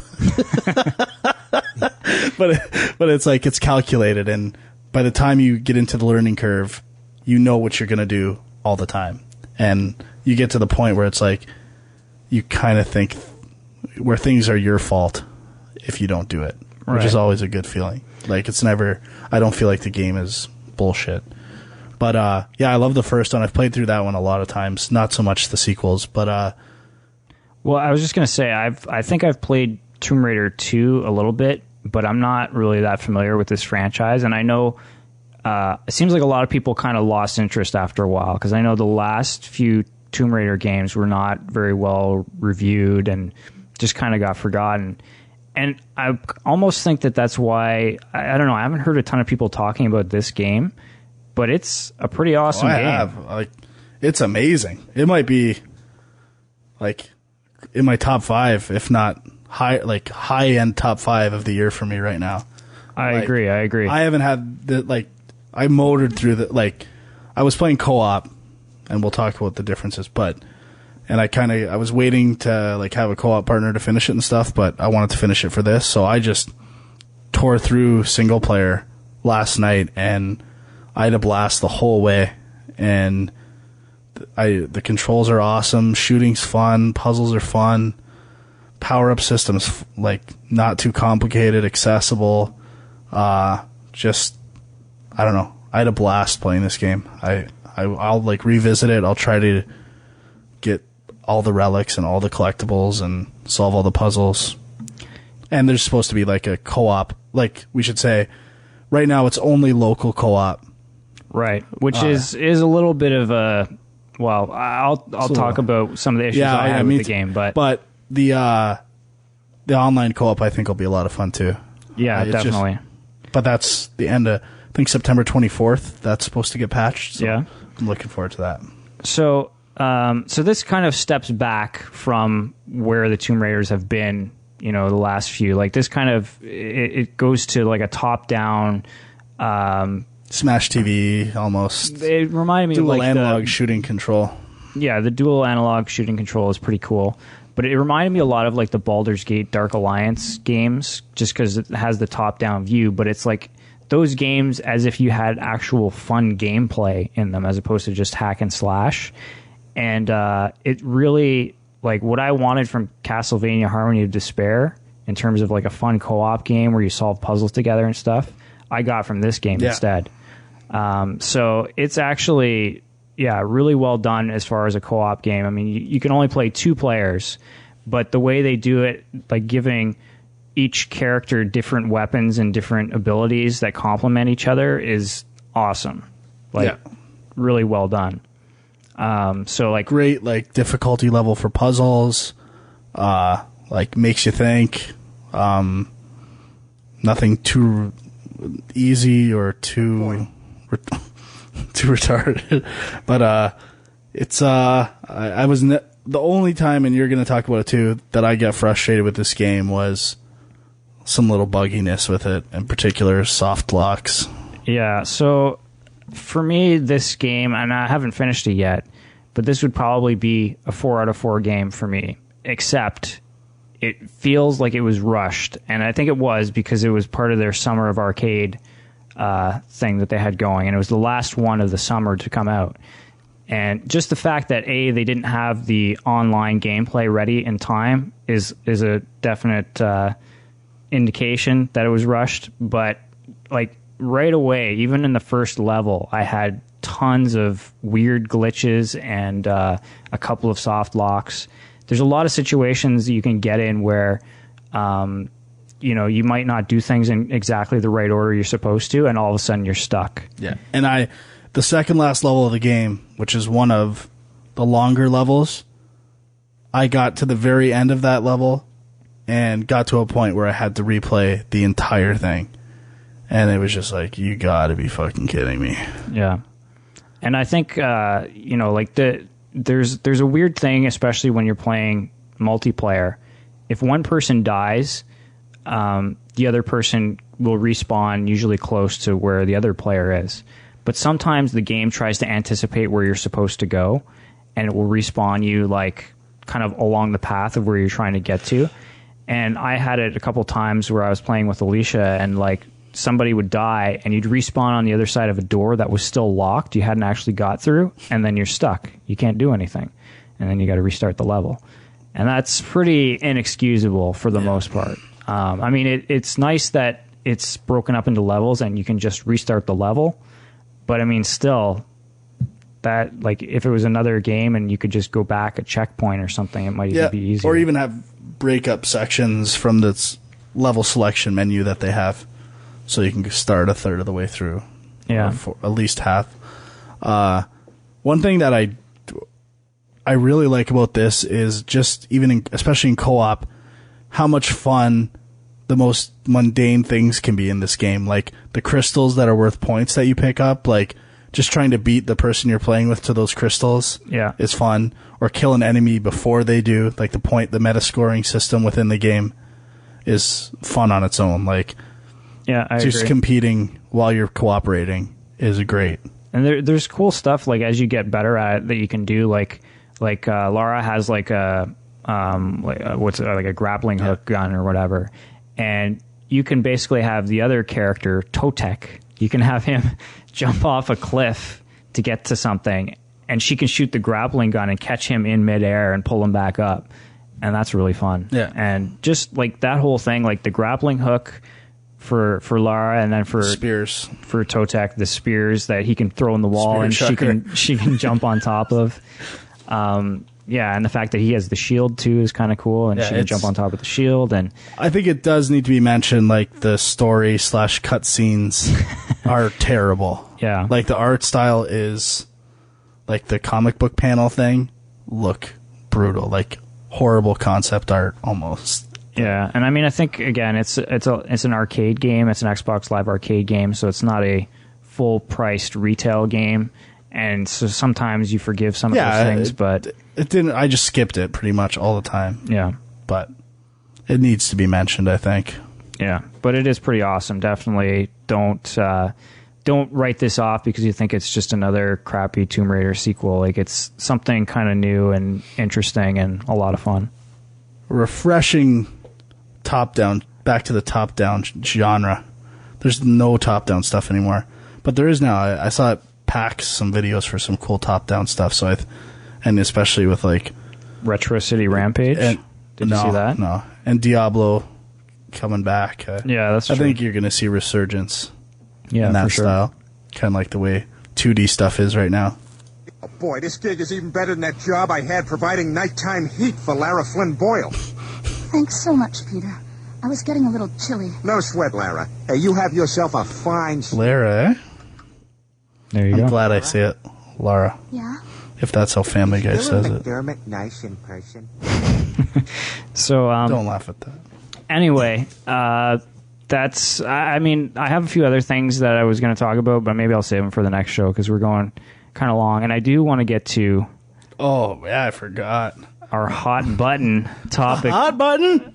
Of the episode. Hot button! So this is a new segment that hopefully we'll try and do every week. Pick sort of a topic that's worthy of some debate. And this time around, we thought we'd talk about achievements, which is something that obviously... Sweet achievements. This is a big thing that was introduced with Xbox Live and has kind of taken over video games quite a bit over the last few years. And I guess the question would be, you know, are achievements a good thing? And are they worthy of putting time and effort into, or are they just like wasting people's time? So what do you guys think about achievements? I think they're great, actually. I find that if they're done right, they can kind of point you in the direction of stuff you might never find otherwise. And I think that, you know, by putting that stuff in there, you know, you won't miss the stuff that the game maker intended for you to see. Yeah, it is a good way for like a company to showcase the stuff they do and the work they put into it that, you know, it's, if you didn't play through it multiple times, or, you know, you'd never notice AI differences between difficulties, but putting that stuff there, like, I've replayed games a lot more now that they're there, and sometimes that's a really good thing. Sometimes it's not, but the choice is yours. Yeah, I remember when this was sort of first announced, and I remember laughing about it and thinking, like, this is so stupid. Like, who's going to try and get gamer points? Like, at first I was like, can you trade these in for something? And I thought that was the point. And then I found out that no, they're just something that go on your profile that you can show off. And I kind of thought, no one's going to care. And yeah, it turned out to be not the case at all. Like I certainly don't have a huge gamer score, but I definitely do look through achievements and think, oh, can I try something new in this game? Is there something new to unlock here? And a lot of times it's really, I'm kind of a completist, but as soon as I see something that I think is out of my reach, I get frustrated and I just kind of say, forget it. So sometimes it's frustrating in that sense, like especially I find now with like the Rock Band and Guitar Hero there's games, some I don't think I'll ever be able to get. It's just insane. But like you said, but a part of me thinks that's the way they should be. Yeah, maybe. Like it should, like more like the trophy system. They're badges of how good you are at a game. Like right. To what high scores used to be in old video games. Like it's the version today's Pac-Man of how many games do you play, how good are you at games. And I just think the thing that brings the whole system down a bit is the lack of consistency from game to game. Like, there's no standards, right? Like, a game like Avatar, you can get 1,000 in 5 minutes, where another game, it takes you time. Into like, I wish there was some kind of approval or some kind of coalition. Like a rating system. Yeah, like that's reviewing every game and saying, no, that achievement, you cannot have that.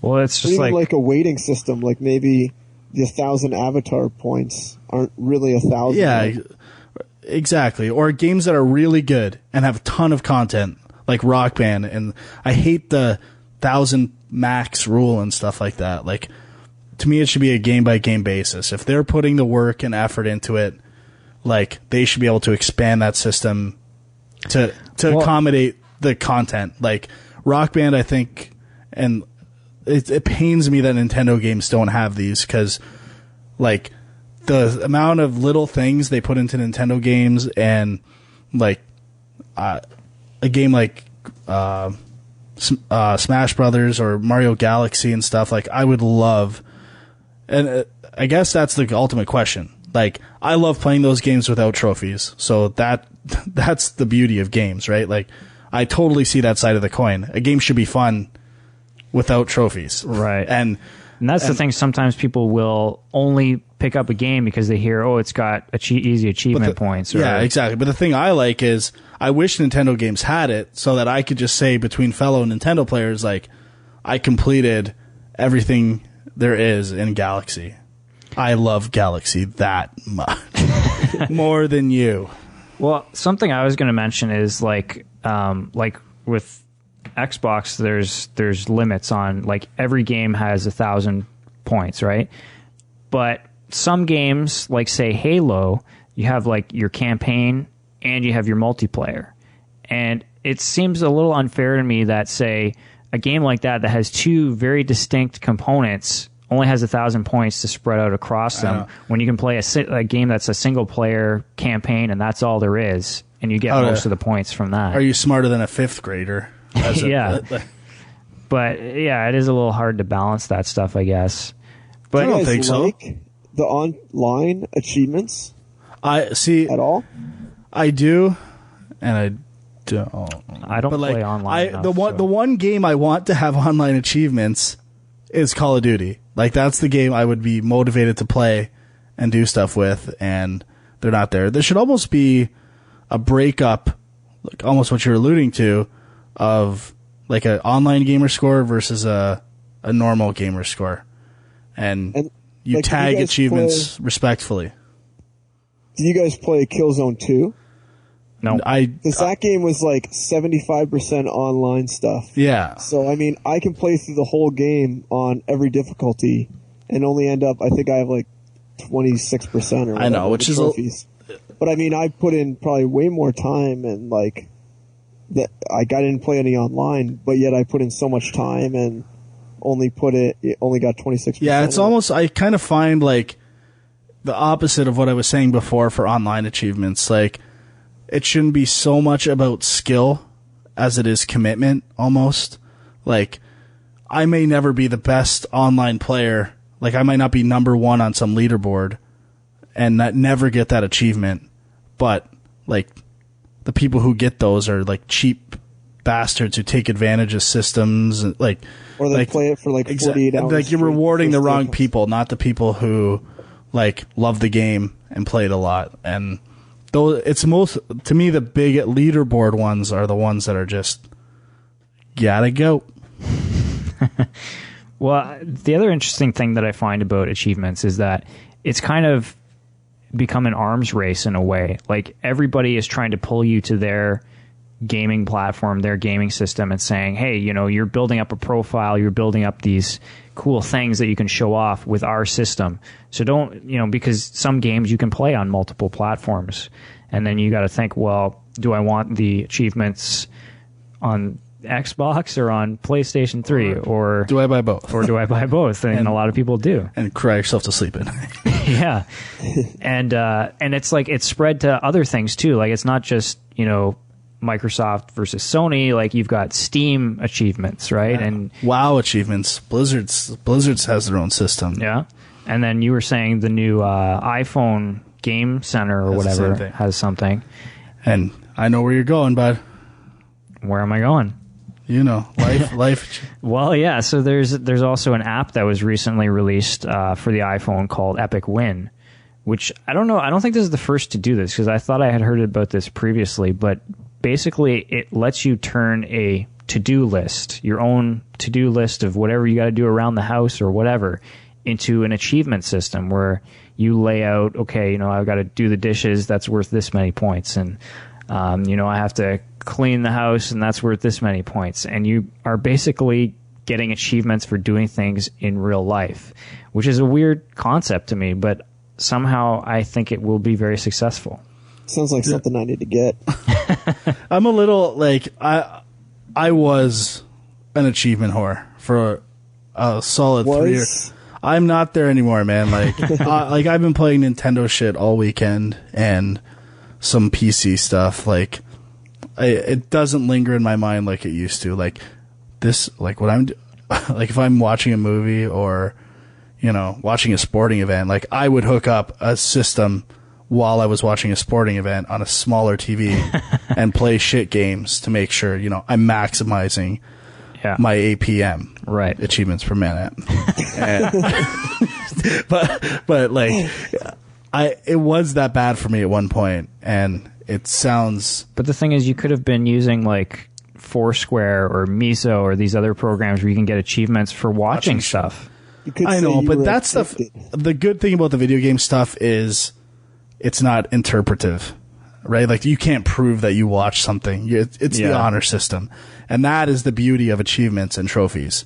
The fact that it's in a computer system, there's no bullshitting. Like either you got the goods or you don't. And that, to me, this is the one area like it's perfect for. And it does, like, that old score aspect of video games is like been recreated in this new world where games are about not about score. They're about experience and like getting through the immersive, story. Exactly. And it's good to get that old school aspect to the new world of video games.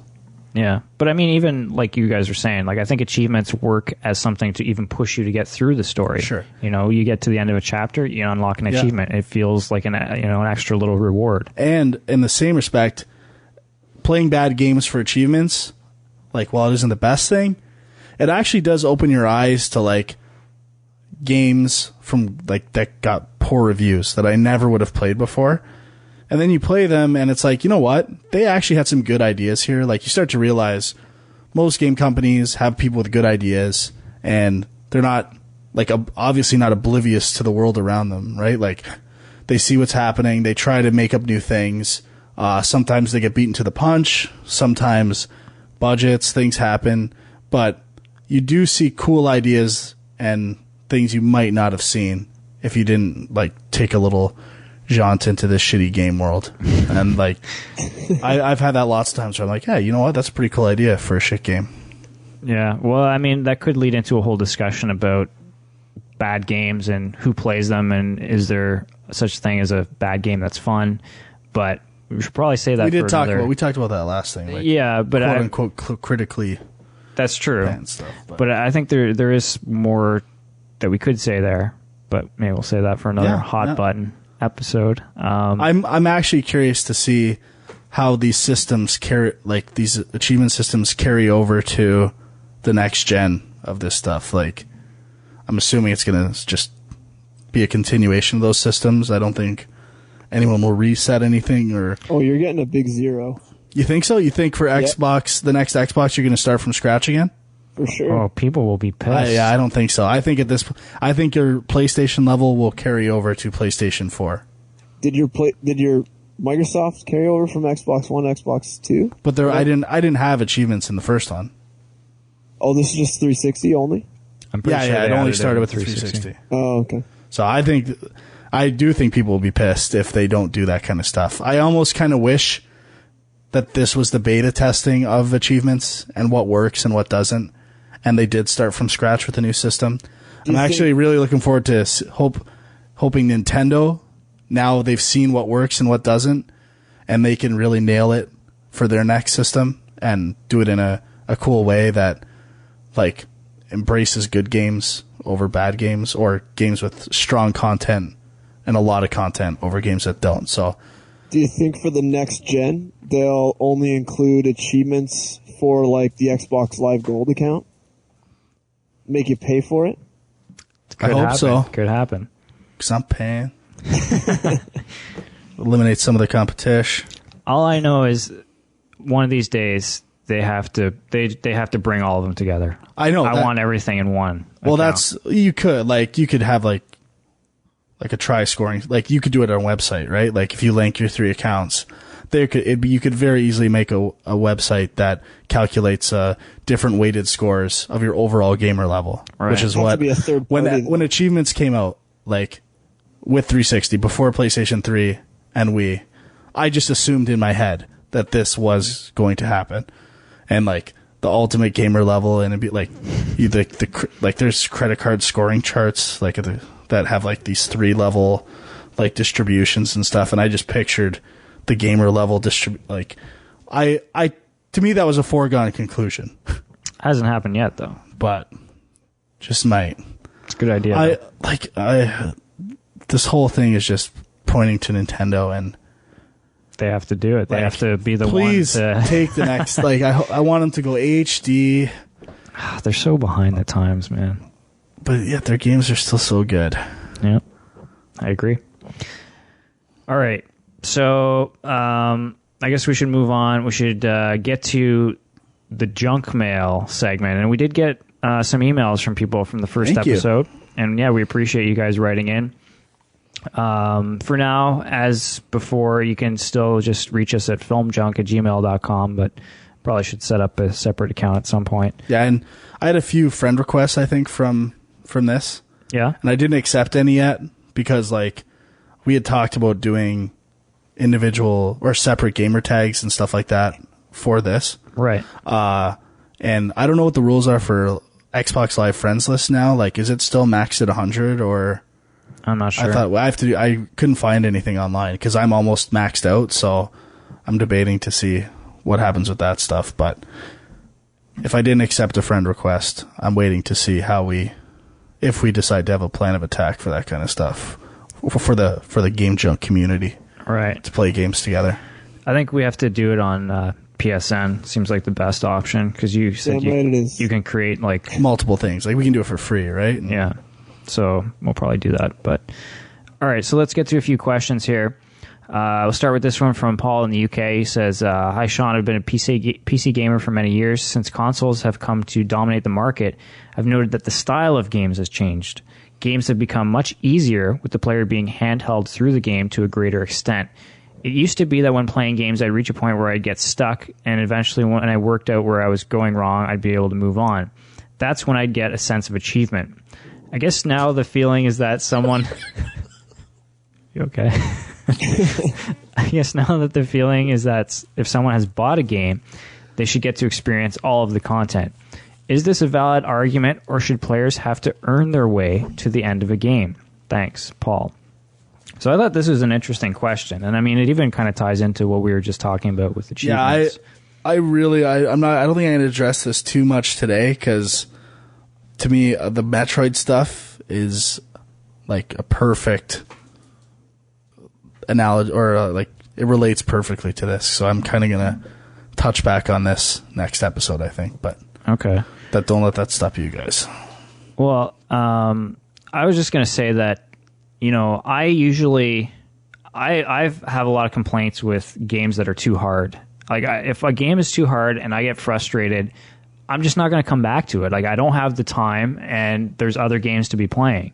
So I actually appreciate when a game, not that, you know, I don't want it to be too easy, but I just want it just right. And that's tricky. Maybe I will chime in here. Okay. So, like, to me, it's more about telling the player how they should be playing the game, not if you're good at it or not to experience. Like, a perfect example for me is Demon's Souls, right? Like, everyone's like, it's a hard game, I'm dying all the time, and someone will say to you, oh, you're not used to it yet, you don't know how to play the game yet. And I'm like, I shouldn't have to figure out how to play this game. If there is like a certain way I should be approaching this game, I think that should be conveyed to the player. Like, you know, if like, even if it's text or whatever, just like, you know what, you're actually you're supposed to be dying a bit, but like, it's part of the game. And right. I think that's what games are poor at communicating.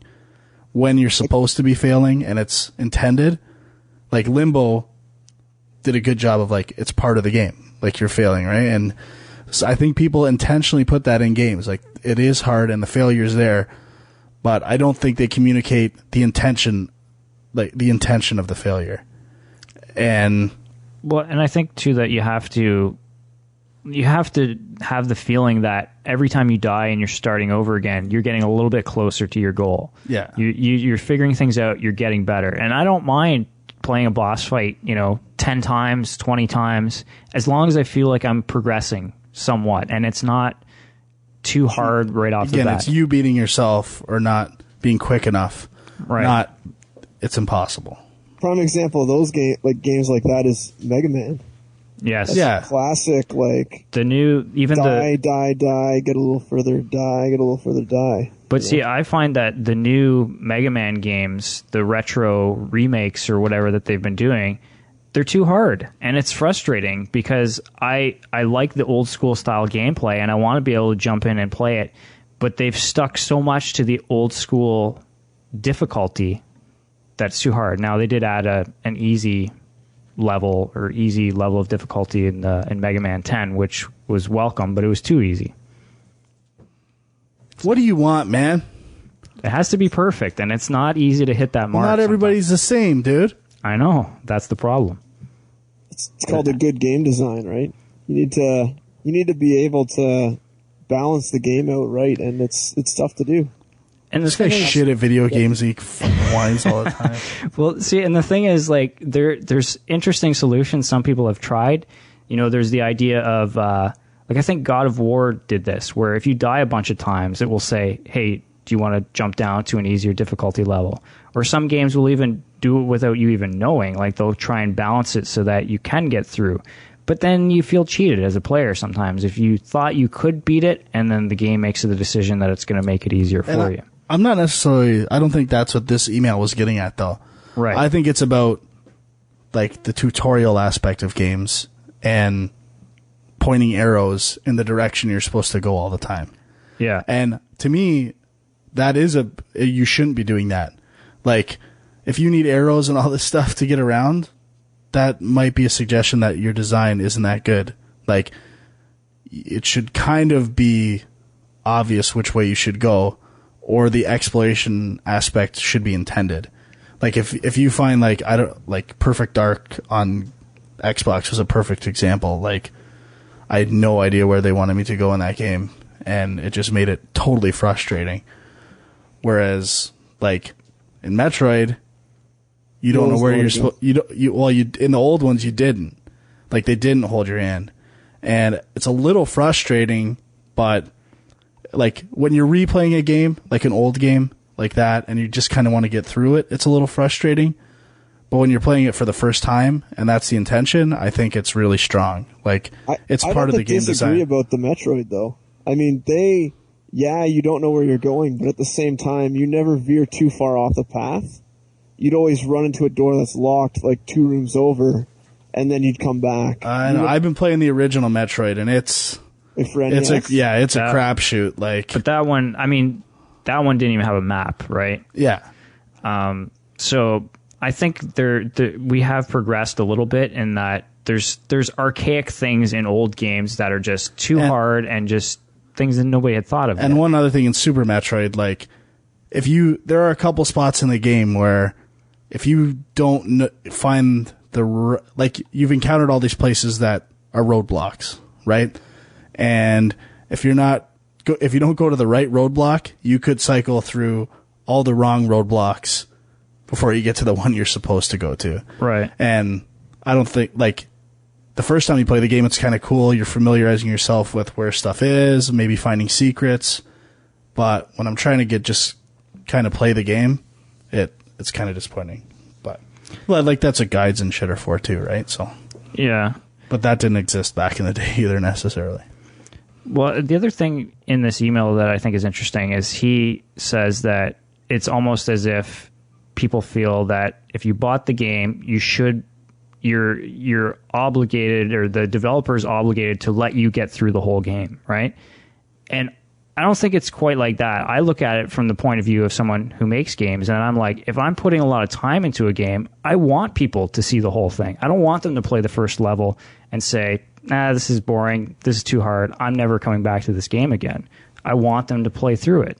So, it's about finding that right level of challenge so that people are engaged, I guess, without, just turning the game off and never coming back. That'd be the easiest game to make. Just make the first level so hard no one can beat it, and then you don't have to make Zoltar is a gelatinous cube, and you have to eat the chieftain to ascend to a higher level. The kicker is there is no chieftain. The kids keep pumping in the quarters. But I think the thing is, like, games have changed over the years because they came from an arcade background where it was all about take the quarter, kill them, make them put in another quarter. And now it's not. Now it's take it home and play through it and get through the story. And it's just two different ways of looking at it. I don't think that's...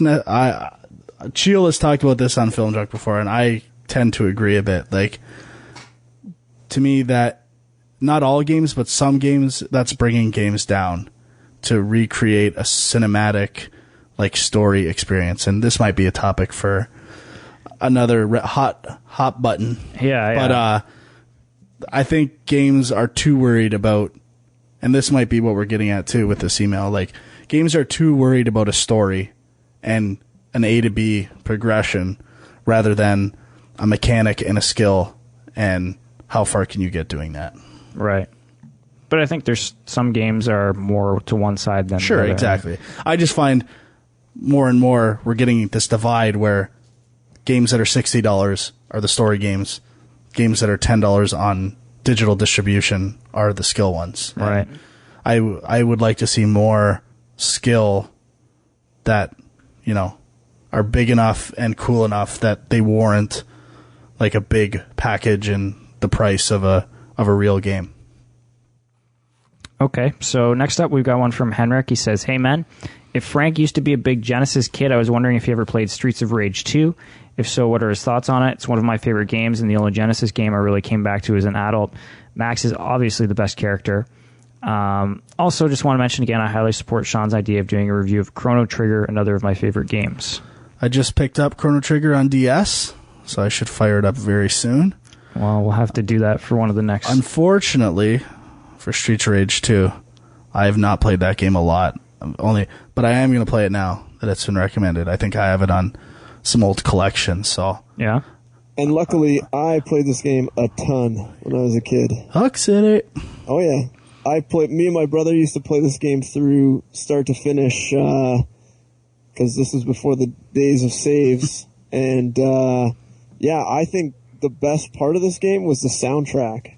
I found that the music kept you going. Each level had a little different flair to it, progressively getting a little more intense as you go. Combat was great.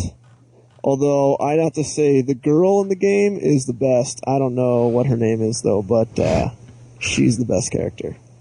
Interesting. Yeah. Interesting.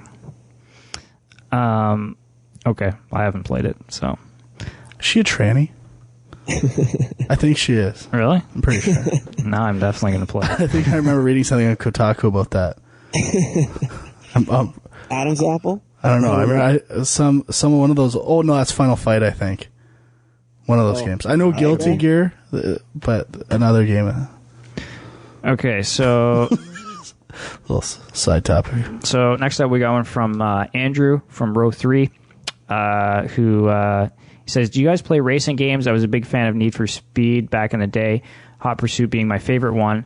Now that I'm back into gaming, I'm looking for a next-gen racing game. I'm sort of done with the Gran Turismo games as I want something a little more arcade-like.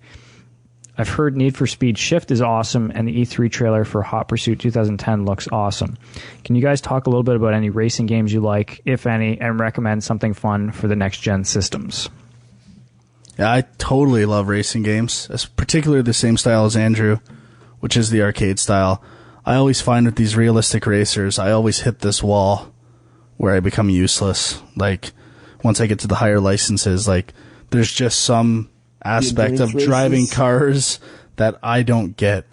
Like, and how to drive them well, it's kind of lost on me. And I've watched people who know cars and can do it, and it's second nature to them, and I don't have that kind of chip in me. And so I tend to stick to the arcade racers too. Shift is really good. The Need for Speed Shift, I really like that game. It still has a part where, like, it gets a little too difficult for me anyway. It does have, like, some difficulty options, but still.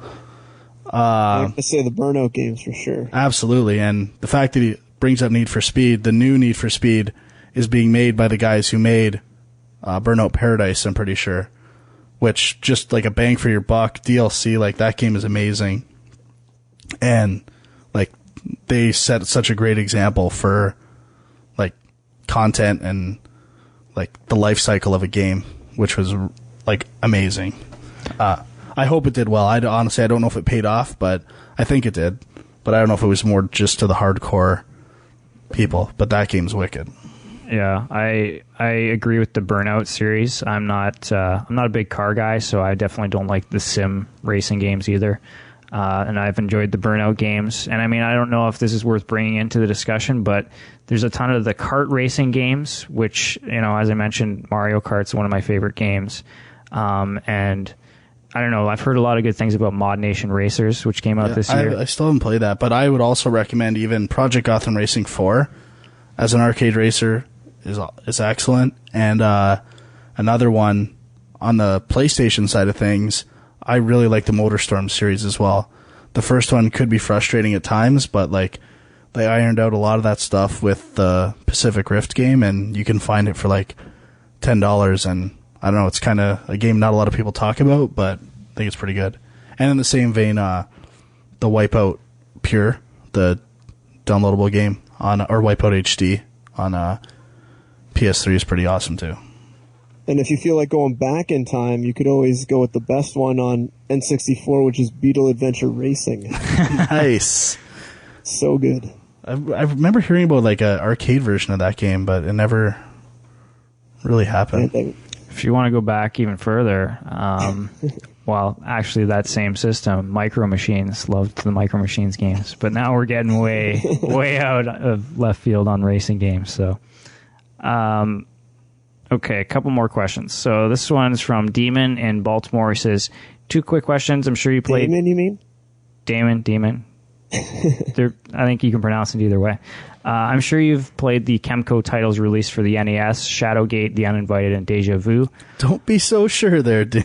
Why don't these games get more burn? I would love to see them revamped for a next-gen system. The music for them, Shadowgate in particular, is amazing.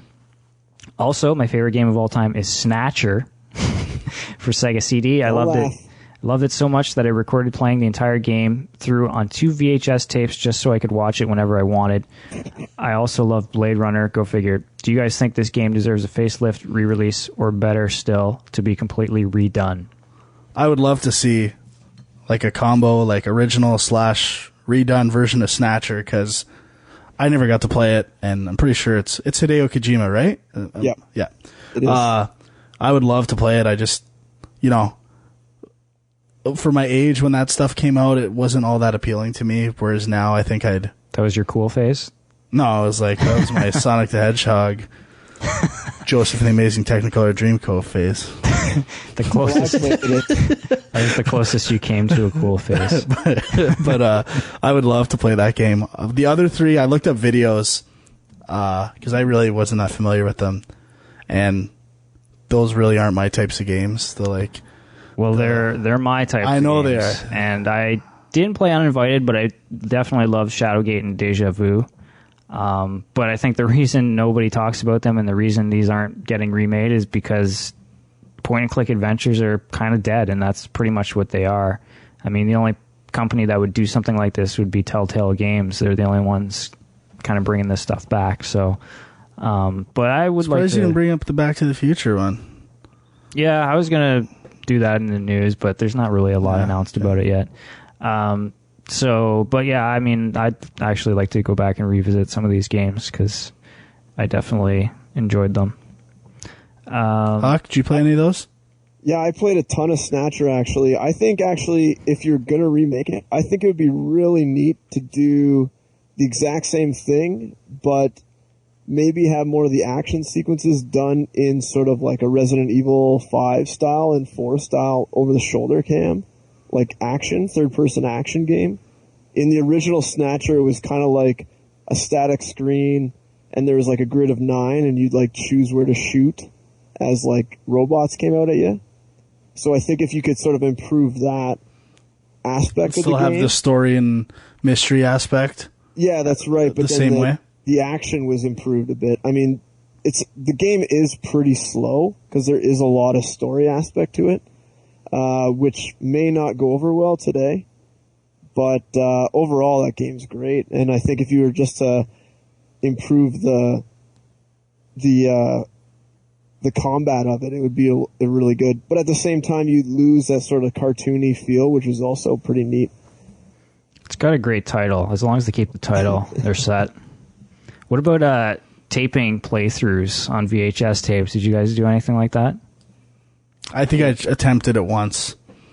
Because I was going to say... For Donkey Kong Country back in the day, but... Yeah? I was going to say my brother and I used to...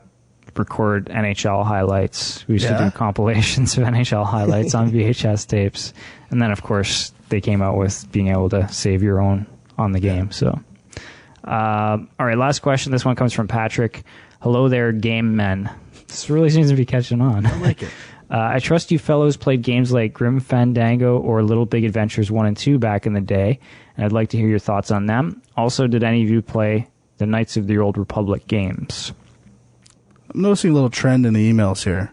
Yeah, a lot of like... Assuming we played games, which isn't necessarily the case. And a lot of adventure games. Yeah, a lot of point and clicky, and so yeah. I want to play Grim Fandango really bad. I've never played it. I wasn't a PC gamer when that came out, so... See, I'm hoping that's another thing that kind of gets a facelift or some kind of retro re-release, because... Yeah, that was my problem too, is that I wasn't really a PC gamer at the time, and I think I borrowed a copy from a friend, and I played a bit of it, but I never got through it all. And from what I kind of know at this point, I think that was almost like the high point of graphic adventure games, because after that, they just died. I've heard so much about that game. Well, Grim Fandango, I'm pretty sure was written by Tim Schafer. Yeah. So, I mean, I played about as much as Sean. I probably got maybe a couple hours in. Didn't really hook me, but like the jokes were there. It's kind of like how, like the same vein of Monkey Island, right? It's got all those kind of subtle jokes that, you know, a kid might not get all of them. But if you were to go back and play it now, it'd probably be a lot funnier. Yeah, and I mean, I definitely will check out pretty much anything Tim Schafer does. Like, I still haven't played through all of Brutal Legend, but, you know, I bought it anyway, and looking forward to, I think, Costume Quest. Is that his new one that's coming out around Halloween? Yeah. So, looking forward to that. So, Knights of the Old Republic. Awesome game. Last topic for discussion here. I never played the second one, and I never beat the first one, but it was the reason I bought an Xbox. Believe it or not. So I love the first one. I think the second one came out at a bad time for me. I have it. I don't think I beat it. But I played and beat both. But I know the first one was made by BioWare, and the second one was not. Right. And I know the second one was definitely a step down from the BioWare version. I would love to see these, like, before they were, like what they're doing on PS3 with, like, Sly Cooper and stuff like that. Like, I would love to see, like, these things re-released with, like, achievements and, like... Yeah, that would motivate me to play a little more. Man, I would so many games I would love to see that happen with. Like, just an Didn't they release Jade Empire? That would, like... As an Xbox it was just version? a downloadable version of the old Xbox game. But there's no achievements? No, nothing like that. Oh. I think that game is actually better than Knights of the Old Republic, if you're talking BioWare games in that same style, which is another... I think it was released right after the original Knights of the Old Republic. I think it was after both of them, wasn't it? Well, I don't know if it was after both, but That was BioWare's next game. It was the next BioWare game. Oh, right. Okay, pardon me. Yeah, I see what you're saying now. Yeah. But that same style of gameplay, except it had a little more That's depth. the thing with games, though. Like, as much as you could say, like, there's so many movies, you can't see all the movies, it's even worse with games. Oh, yeah. Like, especially now. Especially when you got fucking Alan Wake being twice as long as it should be. But I gotta admit, doing this podcast has actually been really good and just forcing me to play stuff. So, hopefully we'll be able to keep it up. So anyway, thanks for the emails, guys. If you want to get in touch with us, filmjunk@gmail.com is the address. And I guess that's bringing us to the end of the show. We should talk a little bit about what's coming up, upcoming releases. Yeah. Halo Reach, September 14th. Absolutely. PlayStation Move, September 19th. You picking it up? I don't think so. No? I might once they patch the Resident Evil for Move and stuff, and maybe Heavy Rain, but Resident Evil 5 is going to be the seller of that. I don't know if anyone played Resident Evil 4 on Wii, but it's amazing with that sort of control scheme. And in high def, it'll be even better. Yeah. And perfectly accurate controls. I'm really... it's going to be good. Okay. Dead Rising 2, September 28th. And also Guitar Hero Warriors of Rock, September 28th. And then getting into October, Castlevania Lords of Shadow. Can't wait. Hopefully, I'm thinking that maybe not next episode, but the episode after. But the question is where Halo Reach fits into all that. I don't even think we need to address it. No? No. Okay. I think the next one should be Castlevania and Rock Band 3. Or not the next one, the next one. Right. So, yeah. And maybe Kirby's Epic Yarn. I think that's... Yeah, other stuff that's coming out in October, the new Medal of Honor, Kirby's Epic Yarn, Fallout New Vegas, DJ Hero 2, and Rock Band 3. Also Fable 3, is that still coming out? Yeah, I'm looking forward to that. And then Connect, November 4th. That's November, Connect? Yep. Oh. You guys picking that up? Nope. I don't think so. It means I have to look at myself on the game. I think I may actually get it. I like to sit down when I play. See, I really, it's killing me right now that my Xbox doesn't have HDMI out, and I really want to get a new one. So I think I might wait for the bundle. Yeah. But so I like where your head's at. got to justify it somehow. All right. So next episode, which will be about a month from now, hopefully. I think less. Well, the only thing is I'm going away for 2 weeks. Yeah. So I won't be back until I think I'll be back by like the beginning of the second week of October. Oh, so probably have to aim for then. All right. Frank's getting a little sad, but no, 2 weeks without Dwight. I know it's going to be rough. But we already know for sure the big review will be Metroid Other M. I already started playing it a little bit. Playing every Metroid. That's going to be interesting too. Every single goddamn one. Unless I can't find Metroid 2, which... I can lend it to you. But what am I going to play it on? Oh, I have my old Game Boy Advance. Super Game Boy. I don't have a Super Nintendo, though. Oh, you don't? Okay. That would be the better way. Man, you guys are so nice. So Metroid Other M, possibly some Halo Reach discussion. Don't know if it'll be a full review or not. Why not? We'll see what happens. Huck City, you going to join us for the next episode as well, or what? Sure, I'm down. All right, sounds good. We might have our trio, our power trio right here. So this is some other people are looking to share their views, I think. Yeah. Oh, yeah. Well, bring them in. We got a long list of compatriots. They're going to have to fight Huck City now. Uh-oh. All right, so... he does have a good connection, though. That's a plus. It'll be tough for them to get me here. Sounds heavenly. So, so it looks like another pretty long episode, but definitely some stuff that we'll save as well for next week. I didn't get a chance to talk about Scott Pilgrim, but I'll play it a bit more. I haven't finished it yet. So, anyway, that's about it. Thanks for listening. Stay tuned to filmjunk.com. We'll try and set up some sort of Facebook page. I know we were talking about this before, we need something to keep the discussion going throughout the month, since we can only really do this once a month. But yeah, tell your friends if you enjoy the show. Rate us on iTunes or whatever else. Help spread the word. And yeah, you can follow us on Twitter. I guess twitter.com/filmjunk, twitter.com/dirtyfrank. Huck City, you got a Twitter account or anything? Nope. You better get on that. Fighting the wave, man. I'm fighting the wave. All right.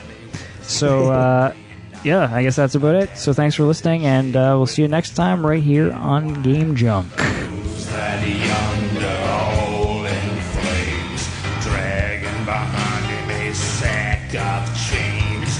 Who's that yonder hole in flames? Well, up jumped the devil and he staked his claim.